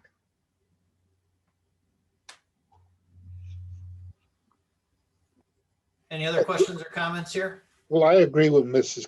Klunkowitz because I think our group's been pretty outstanding in some of the things that we've thought about and talked about. It's been very interesting to get different people's opinions on things and actually how some of these things, equity things, have affected their lives. So I'm very extremely happy with what's going on. I have a question. Is any part of the equity process incorporating the recent laws that have been passed by lawmakers with a specific focus towards some of these topics? Can you be more specific? What are you referencing? Recently, we had a very large bill that passed the legislation and is, I believe, going to JCAR at the moment. If that's signed by the governor, will that have an impact on what we're doing? I think that impact of the bill that is currently on the governor's desk that deals with the schools will have a greater impact on our graduation requirements than what we're doing with the equity work. I mean, it is not contradicting what we're doing or changing what we're doing. Yeah, the bill is roughly titled Cultural Responsive Teaching. There are certain standards and training that teachers will be required to do. There are certain course material that schools will be required to do. So it is a fairly large sweeping bill. The major portion of the bill that deals with teacher training deals with pre-service teachers.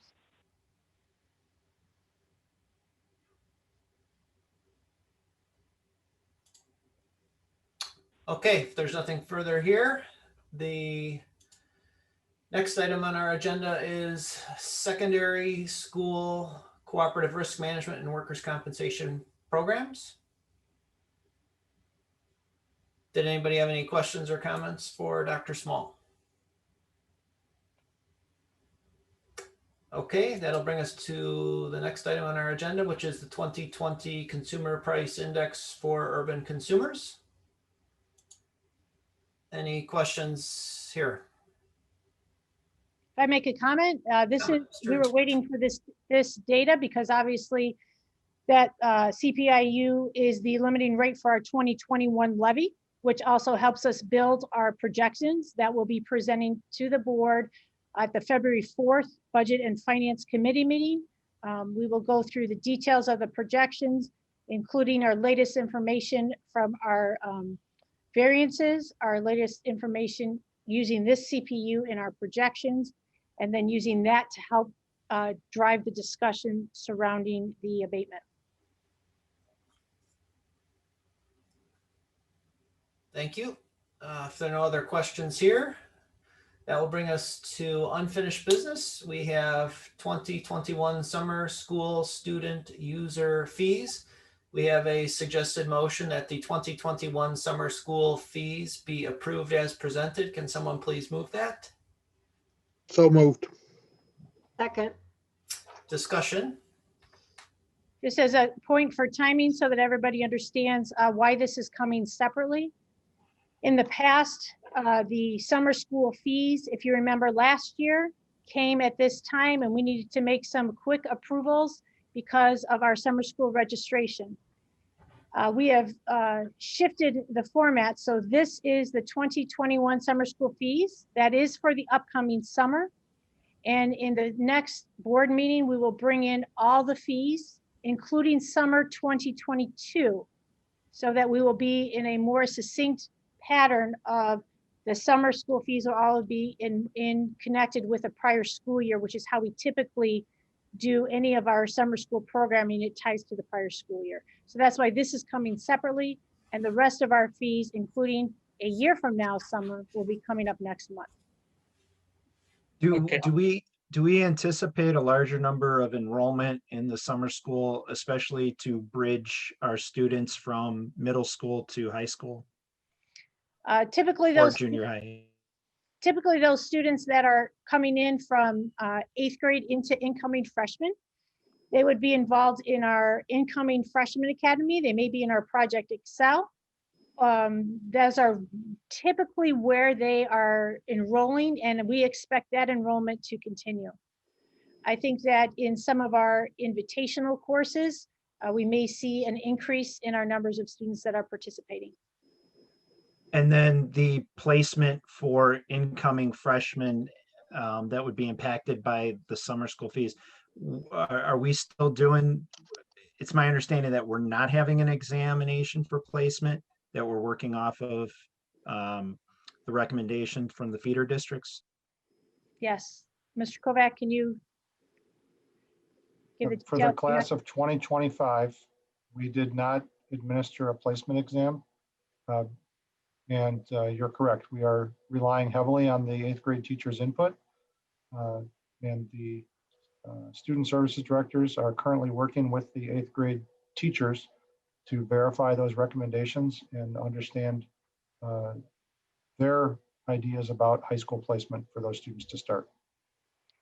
Is there a risk with that approach that we won't catch students that would need the summer school? And they may get a favorable recommendation, but academically they're not aligned with that recommendation? There's as much an art as there is a science to placement, and 8th grade teachers have often guided students to take part in summer programs that a test score alone didn't indicate a tie to. Thank you. And I think I would like to point out that on our proposed summer school fees, we have decreased it. So the fees are much more reasonable. They're lowered. And was that due to financial impact on households? Dr. Small, or? Yes, that is certainly part of the recommendation following the action of the board in the fall. Okay. Okay. Thank you. I was thrilled to see that. Yeah. I'm very, very happy to see that. Question and then a comment. I heard that we're going to look at the summer school fees for 2021 now because it's going to happen pretty soon. And next month, we're going to look at proposed fees for 2022. Is that correct?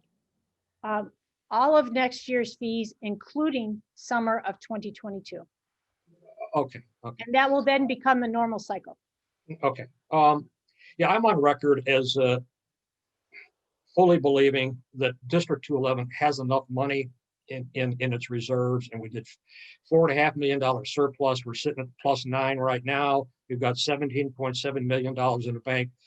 We should absorb these fees. It is a financial burden. There may be some point in time where we have to start collecting them, but we're not there yet. I can support some of these fees, but not all of them, especially for the ones that are required. Per semester, non-resident tuition should be $0, $240 semester. I'm sorry, $50 per semester for resident. I don't support $250 for non-resident tuition. I do support physical education makeup. I don't support driver's ed, which I guess is a requirement. I don't support any fee for there. That should be $0. Certainly the $25 course fee, which is a requirement to graduate, I don't support. Non-academic athletic camps, $25 per semester, I support. Non-credit activity camps, I support. The non-competitive basketball and softball, I support. The transportation cost for $10 a semester, I support. I won't ask for an amendment, but I'm going to vote no for those particular reasons. I think we can reduce fees even further with the surplus that we have right now. As a point of information, I'll go down the service, what's required and what's not required on the left, just for informational purposes. The academic courses that are taken in summer school that are listed in the first line, these are courses that students would be electing to take to get ahead. The physical education makeup, that would be a student that has failed the course. Driver's ed behind the wheel, that is not required. Driver's ed classroom, that is required for graduation. The next set 2 courses that have no fee, I'm sorry, the next all set of courses that have no fees, those are courses that are set up for our students as a bridge or continuation of their education so that it goes through summer. It is not replacement of the course. It is not an additional course. And then I think the last ones are pretty self-explanatory. Yeah, I agree. I understand what you're saying. I just think that District 211 isn't the financial position to waive or eliminate most of these fees for the time being. Dr. Small, can you, when we discuss this further next month, or maybe it's not important enough to bring to the board. I don't know if other board members are interested, but you know, this was kind of an experiment, the waiving of the fees last year, and one that I supported. And there was in the first semester of you know, before, let me start again.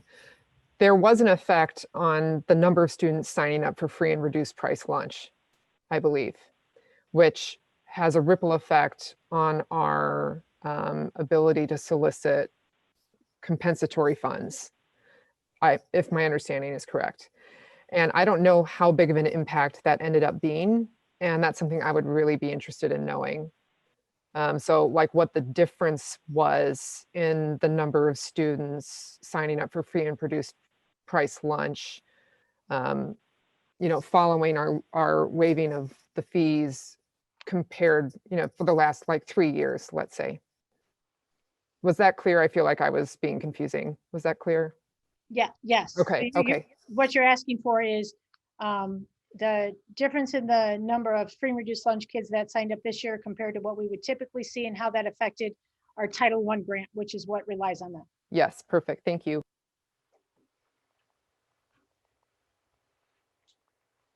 All right, if there are no other questions, roll call, please. Ms. Cavill, Aye. Mr. Young, Aye. Mr. Dombrowski, Aye. Mr. Rosenblum, Aye. Mrs. Klimkowitz, Aye. Mr. Kramer,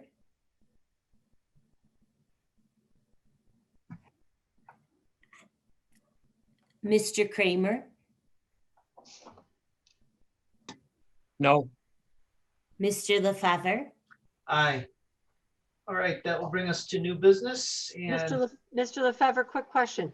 Who, did we make the motion? Who made the motion? we did at the very beginning of that.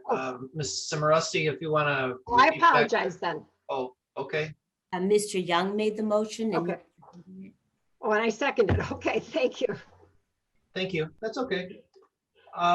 So now we're on to a new business. And first up, we have the Winter Curriculum Committee report. We have a suggested motion that the Curriculum Committee report and recommendations be approved as presented. Can someone please move that? So moved. Seconded. Questions or comments? Yeah, go ahead. Go ahead, Mr. Kramer. It's fine. Yeah, I'm concerned with due diligence here. I haven't seen any of these books. I have no idea if I would approve them or not. So I'm going to have to vote no on this. So because I have not seen the material. I think going forward, before we go through this process, that board members need to be provided a copy, or we can come into the administration center and take a look at the material, so we have a very good idea of what we're voting on, yes or no. It's a no vote. It's a no vote right now. I don't personally require that because I've walked through the approval process as part of the equity work on the committee that I'm in, and it's very robust, and I place my faith in Dr. Small and her team and the process that they've put in place to bring me materials that are appropriate for my approval. So the report that I'm provided, days in advance where I can Google or question anything that I like is enough for myself, speaking, of course, just as an individual. And then additionally, I just wanted to say I was very happy to see the English department request approval for Children of Blood and Bone. I really appreciate that, just because I know it represents a big push for more representational and equitable materials in their classes. So I can see that reflected in the list that I've been presented with, and I'm excited about that. Yeah, counterpoint, Mrs. Cavill, the board is responsible for curriculum, and I do not believe I have enough information to make a reasonable assessment of what's being recommended without seeing the material. That's fine. Agree to disagree. So, I'm sorry. So, Mrs. Kell, I agree with you. I think that, Mr. Kramer, we were provided this information days in advance of this meeting, which allowed ample time if you wanted to ask for a copy of the book, if you wanted to look online and learn more about them. I don't need to examine an accounting manual or an accounting curriculum instructional book to determine whether or not it's valid. There's a 10-step process as outlined in the proposal with the committee, with the curriculum committee information that you could research in advance of this meeting. I think Mr. Rosenbluth, let me stop you right there. I do not need your admonishment. What I want is to modify the process to make sure that board members, as part of the process, are provided the material without having to ask for it. That should be part of it. Mr. Rosenbluth, I don't want to hear any more of your admonishment. Interrupted me. As I said, you had ample time to pull whatever information you wanted from the curriculum to determine whether or not it was appropriate for the subject matter being conducted. I agree with you also, Mrs. Cavill. I was able to learn more information about that English department book, and I was equally excited and enthralled with the subject matter. I was able to learn a lot of great information about what the book entails, what comments young people and adults across the world commented on the author and the subject matter included within that particular text. And I was very excited to see that our students, albeit at Palatine to start, are going to get exposed to it. So I'm definitely in support of the information, and I would recommend that anybody who has such questions do their research when it's provided. I on the other hand, have had different experiences with parents contacting me, reaching out to me based on curriculum. In fact, today I had a parent reach out to me regarding a significant amount of poetry that may be a little too accommodating and even creating its own bias relative to other material.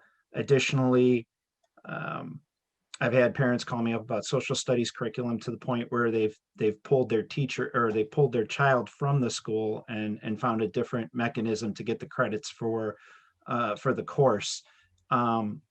My concern is what we're getting here on the curriculum report isn't comprehensive and isn't it's just it's a little piece of something that's not relative to the whole part of the coursework. So I don't know how heavy-handed this material may be relative to the rest of the material that's within the class. And for that reason, I have a difficult time reviewing this curriculum because I don't know how it fits into the whole class. It really is just a bit and piece. So when we approve this, does this replace something else? Because you can't keep cumulatively building on this. You don't have enough room within the coursework to present all of it. So what does it replace?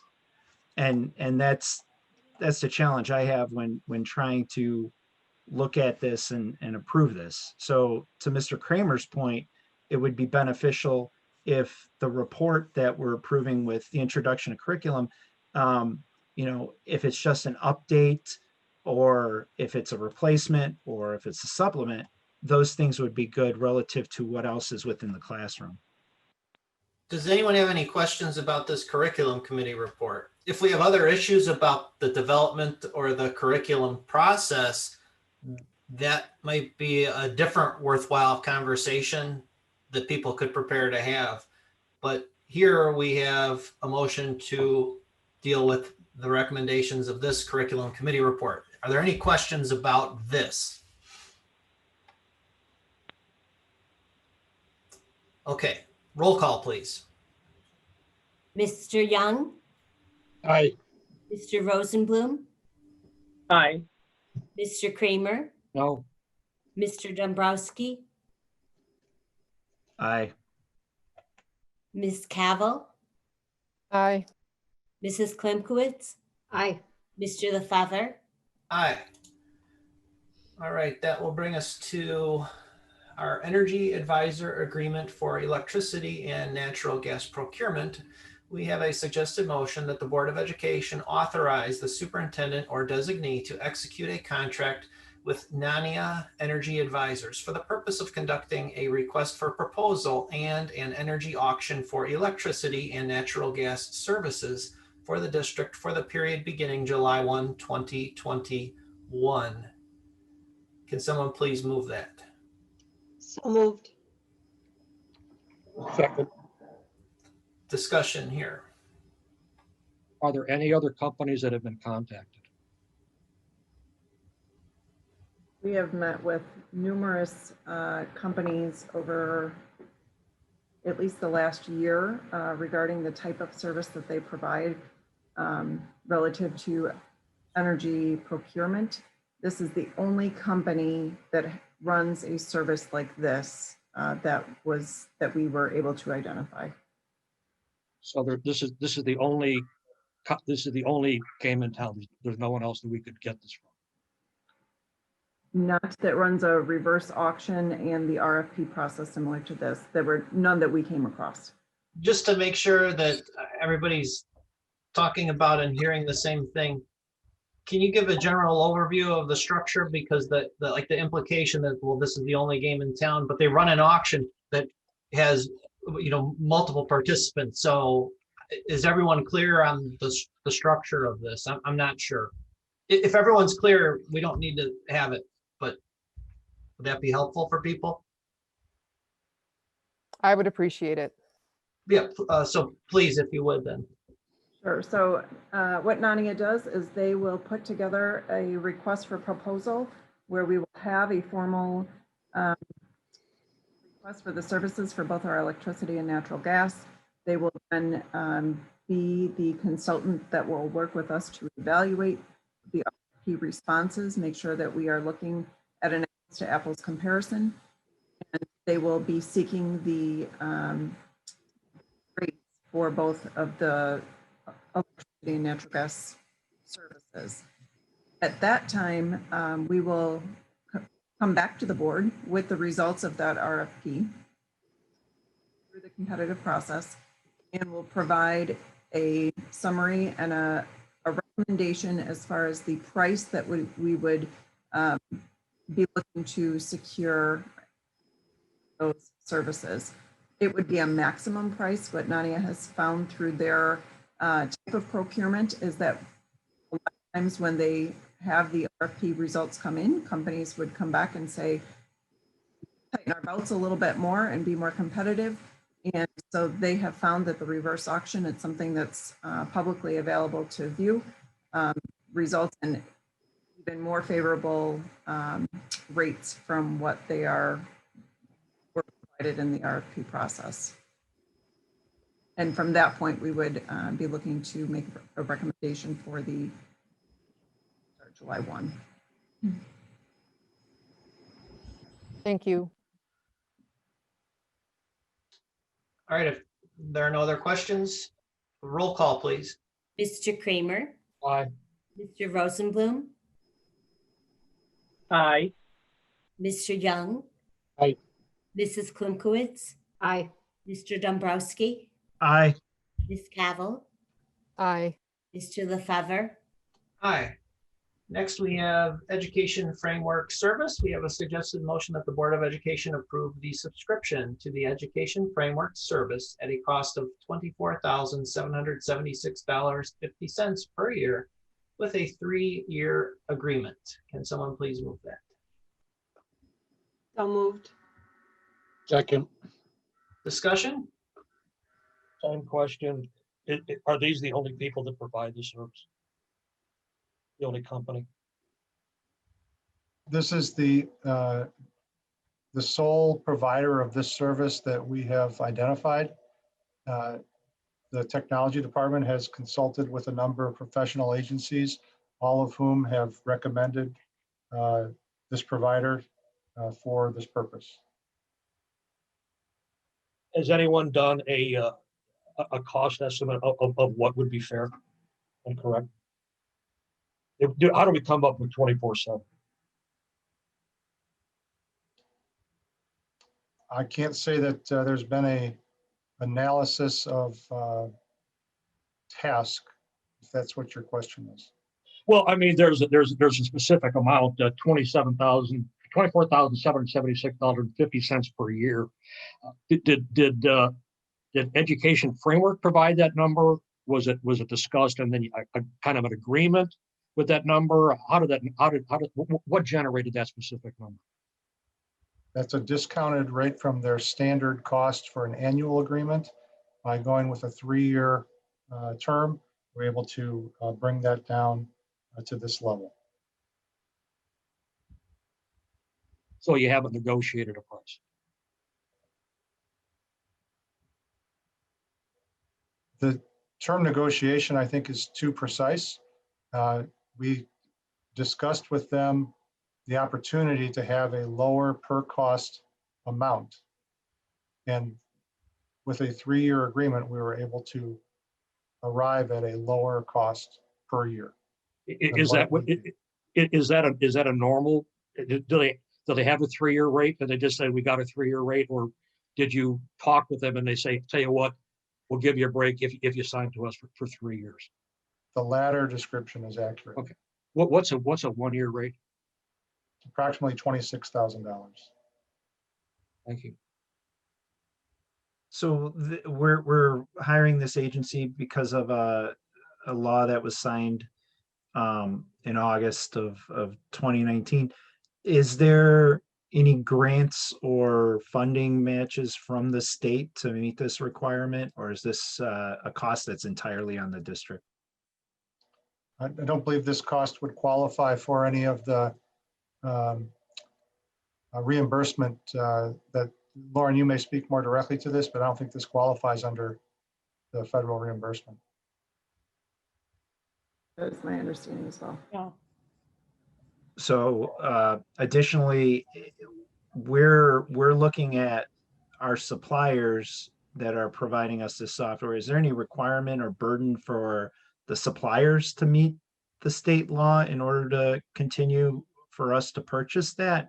Or, I mean, I guess the question is, we're hiring this firm to basically go through and determine whether or not the software that we're using meets the requirements of the state law. And then if it doesn't, we have an additional cost to either continue and have that software modified.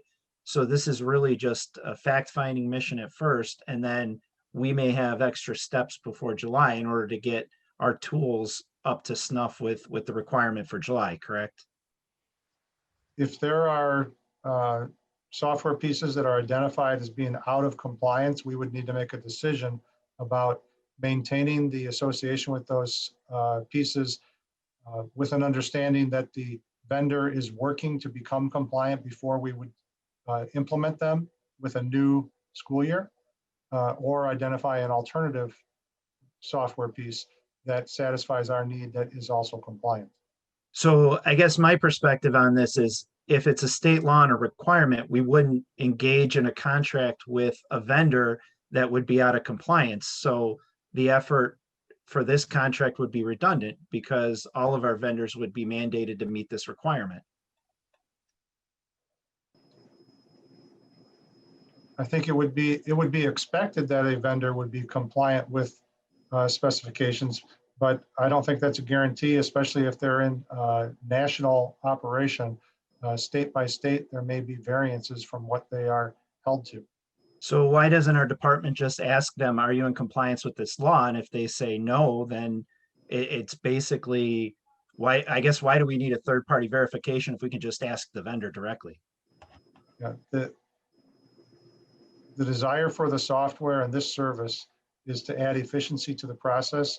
It would cost us more in person hours to accomplish these tasks than it would be to subscribe to this service and work with them as they support us.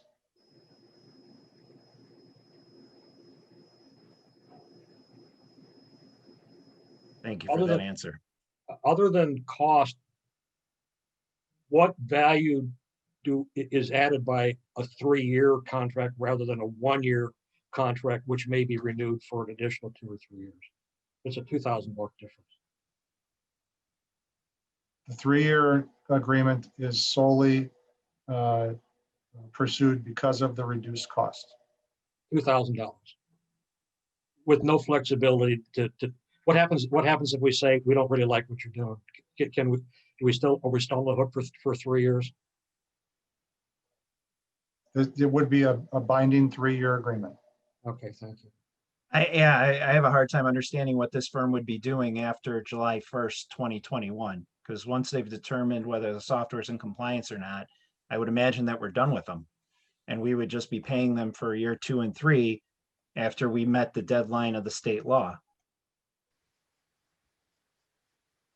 Isn't the requirement ongoing? We continually use new resources.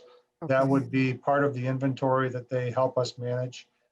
And they would maintain awareness of any changes in personal data protection policies and regulations that the software packages need to be held against. Yeah, I don't support 3, so I got to vote no. I would have been happy for a 1-year agreement. Okay, to see if it actually works or if it's actually necessary, and to Mr. Dombrowski's point, whether or not we actually do need to continue. So this is a no.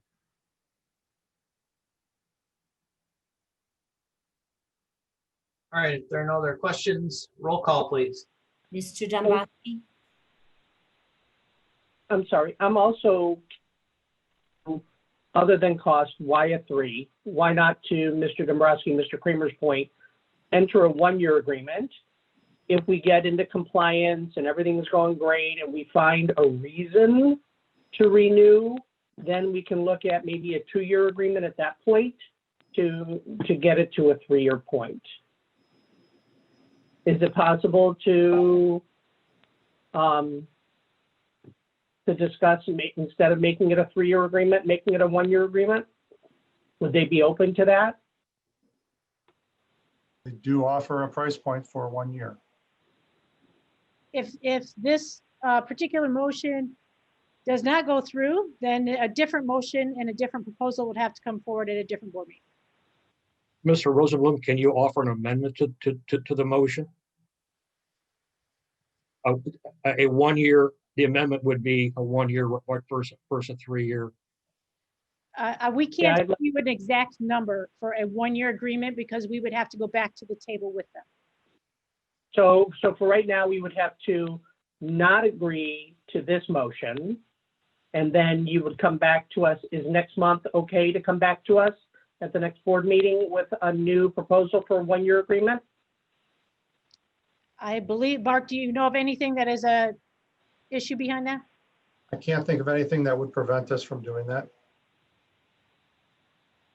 Okay, thank you. All right, if there are no other questions, roll call, please. Mr. Dombrowski, Nay.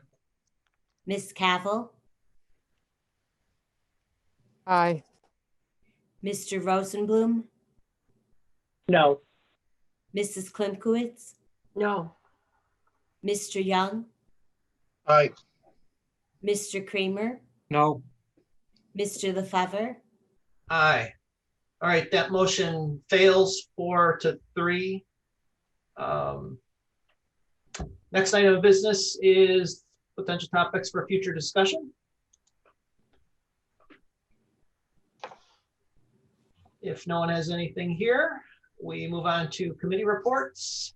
Excuse Oh, me. go ahead. I have a question. I'm not sure if this is appropriate for a potential topic. I need to ask a clarifying question first. Dr. Small, when would we be typically presented with a contract for yearbooks for approval? When does that usually come before the board? Issues related to yearbooks? Or if we have a standing agreement, have we already committed to a yearbook firm for 2 years, et cetera?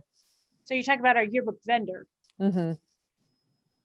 I don't know that off the top of my head. Lauren, do you know off the top of your head? I believe that they are looking to engage in an RFP process this semester. Okay. I don't know the specific time at which it would be presented for. yeah, I don't think I need to bring this up now. I'll follow up later and get more information first. yeah. You opened the door, Mr. Cavill. I'm kind of with you here. Who's the current vendor, yearbook vendor? Are you referring to the student photography? No, who is the yearbook vendor right now?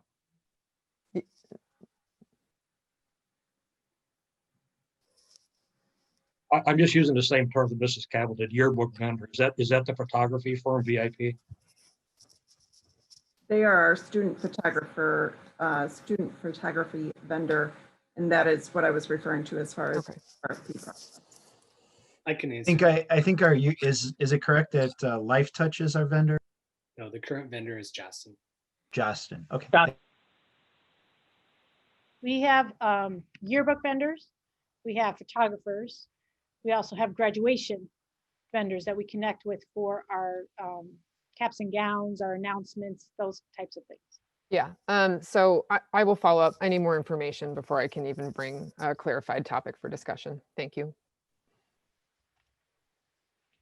Okay, that will bring us to committee reports. First, we have Northwest Suburban Special Education Organization and Mrs. Klimkowitz. Okay, well, we met on January 6th and Dr. Hackett gave us a year in review, which started with our back to school in August and took us into January with having the students return on January 5th. NSSEO has been looking at its internal and external factors and monitoring the daily metrics, trying to make certain that they follow all the guidelines and keep the students in the school. They've enhanced the contact tracing efforts. They've looked at some new protocols and mitigation strategies. Working also with the social distancing among the adults is crucial, and making certain that our students are in school. Kirk School went back. They're having some students in the morning and then another group of students in the afternoon. The same with Minor. They've got A and B days. Timber Ridge has AM and PM in person, and the deaf and hard of hearing have been following the host location schedules. We also had a presentation on Goal 5 for NSSEO, which is collaborative partnerships. And the objective is to establish and expand district partnerships through the shared focus aligned with the mission, vision, and values. In keeping with that, they continue to work on developing that relationship with the organizations. There is a company called eWorks, and they created some flexible opportunities for the students. It's where the students do some things with computers, taking them apart, some of the older ones, and then there's recycling that's involved. So they're working with the students. They've set up at Kirk School, which is really good, and then the students are able to work from home. So we had a good presentation in regards to that. And what I will do is send this out to the board members so you can take a better look at it and see what goal number 5 is. We also talked about the foundation, and the focus of the foundation thus far has been more in grant writing since they can't do the fundraising. We also had a facility update. Timber Ridge, there is a gym that we're looking to add on to the school, and there will be an extra room. The cost is about 6.3 million. That's the estimated cost. They're going to go out for bid in January, and hopefully the work can start in June and be completed by December of 2021. Also had a review from the Cybersecurity Committee. They are meeting monthly and reviewing all issues that regard to networks and security, and making certain that they keep the information safe and that they keep everything safe from the schools. So that was our board meeting. Thank you. Thank you. All right, next we have Education Research Development Legislative Report. Mrs. Klimkowitz? They did not have a meeting in January, but they do have a summit tomorrow. And it's speakers for about a half an hour throughout the morning. Different legislators and state representatives and senators speaking. So I did sign up for a few of those, so I will be listening in. And I think they're going to have a keynote speaker, and it'll be our new Speaker of the House, Chris Welch, that's going to be speaking. So we'll see what everybody has to say, and I can give you a report next week or next month. Sorry. I'm attending many of the sessions tomorrow as well. Okay, good. Am I?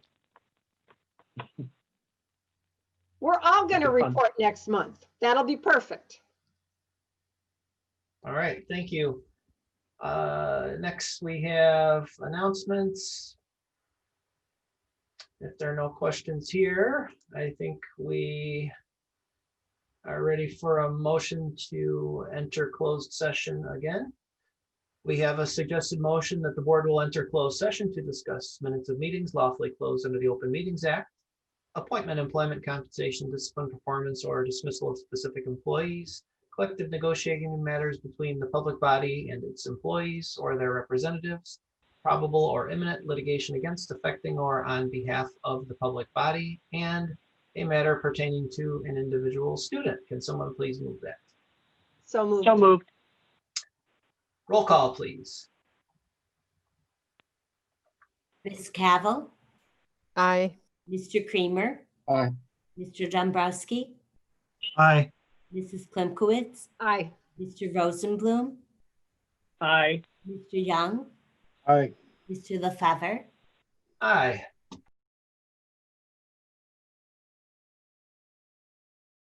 We have a suggested motion that the board return to open session. Can someone please move that? So moved. Second.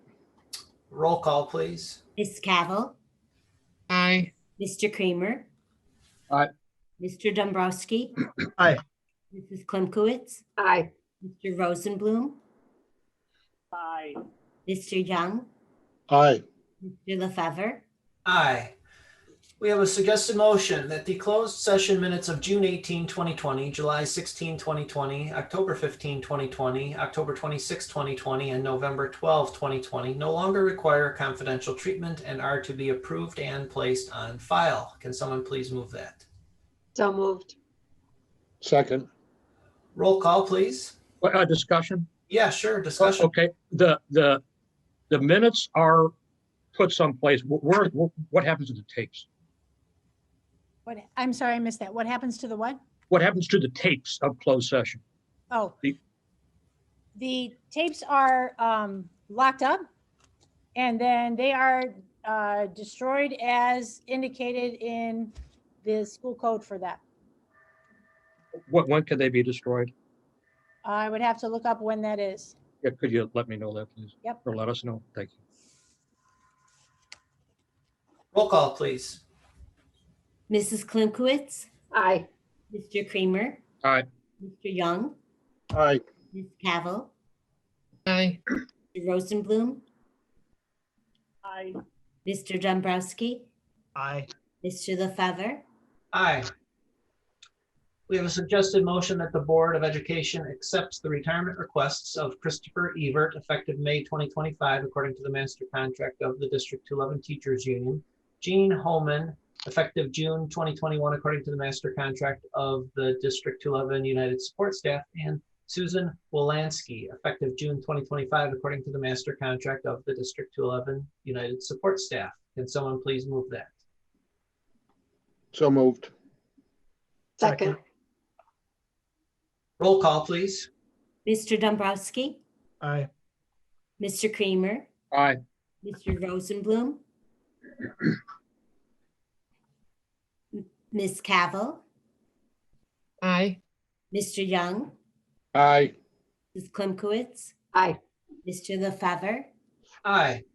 We have a suggested motion that effective July 1, 2021, Curtis Kenneper be appointed as the Assistant Superintendent for Administrative Services for District 211 at a gross salary of $190,550. Can someone please move that? So moved. Move. Is there a second? Sound like two people moved that, so I'll second. thank you. Roll call, please. Ms. Cavill, Aye. Mr. Rosenblum, Aye. Mr. Dombrowski, Aye. Mr. Young, Aye. Mrs. Klimkowitz, Aye. Mr. Creamer, Aye. Mr. LaFever, Aye. We have a suggested motion that the Board of Education enter into a settlement agreement for $50,000 regarding the student discussed in closed session. Can someone please move that? So moved. Second. Discussion. Roll call, please. Mr. Rosenblum, Aye. Mr. Creamer, Aye. Ms. Cavill, Aye. Mr. Dombrowski, Aye. Mr. Young, Aye. Mrs. Klimkowitz, Aye. Mr. LaFever, Aye. We have a suggested motion that the Board of Education enter into a settlement contribution agreement with the Northwest Suburban Special Education Organization. Can someone please move that? So moved. Second. Discussion. Roll call, please. Mr. Young, Aye. Mr. Dombrowski, Aye. Mr. Rosenblum, Aye. Ms. Cavill, Aye. Mrs. Klimkowitz, Aye. Mr. Creamer, Aye. Mr. LaFever, Aye. If there's nothing further, this meeting is adjourned.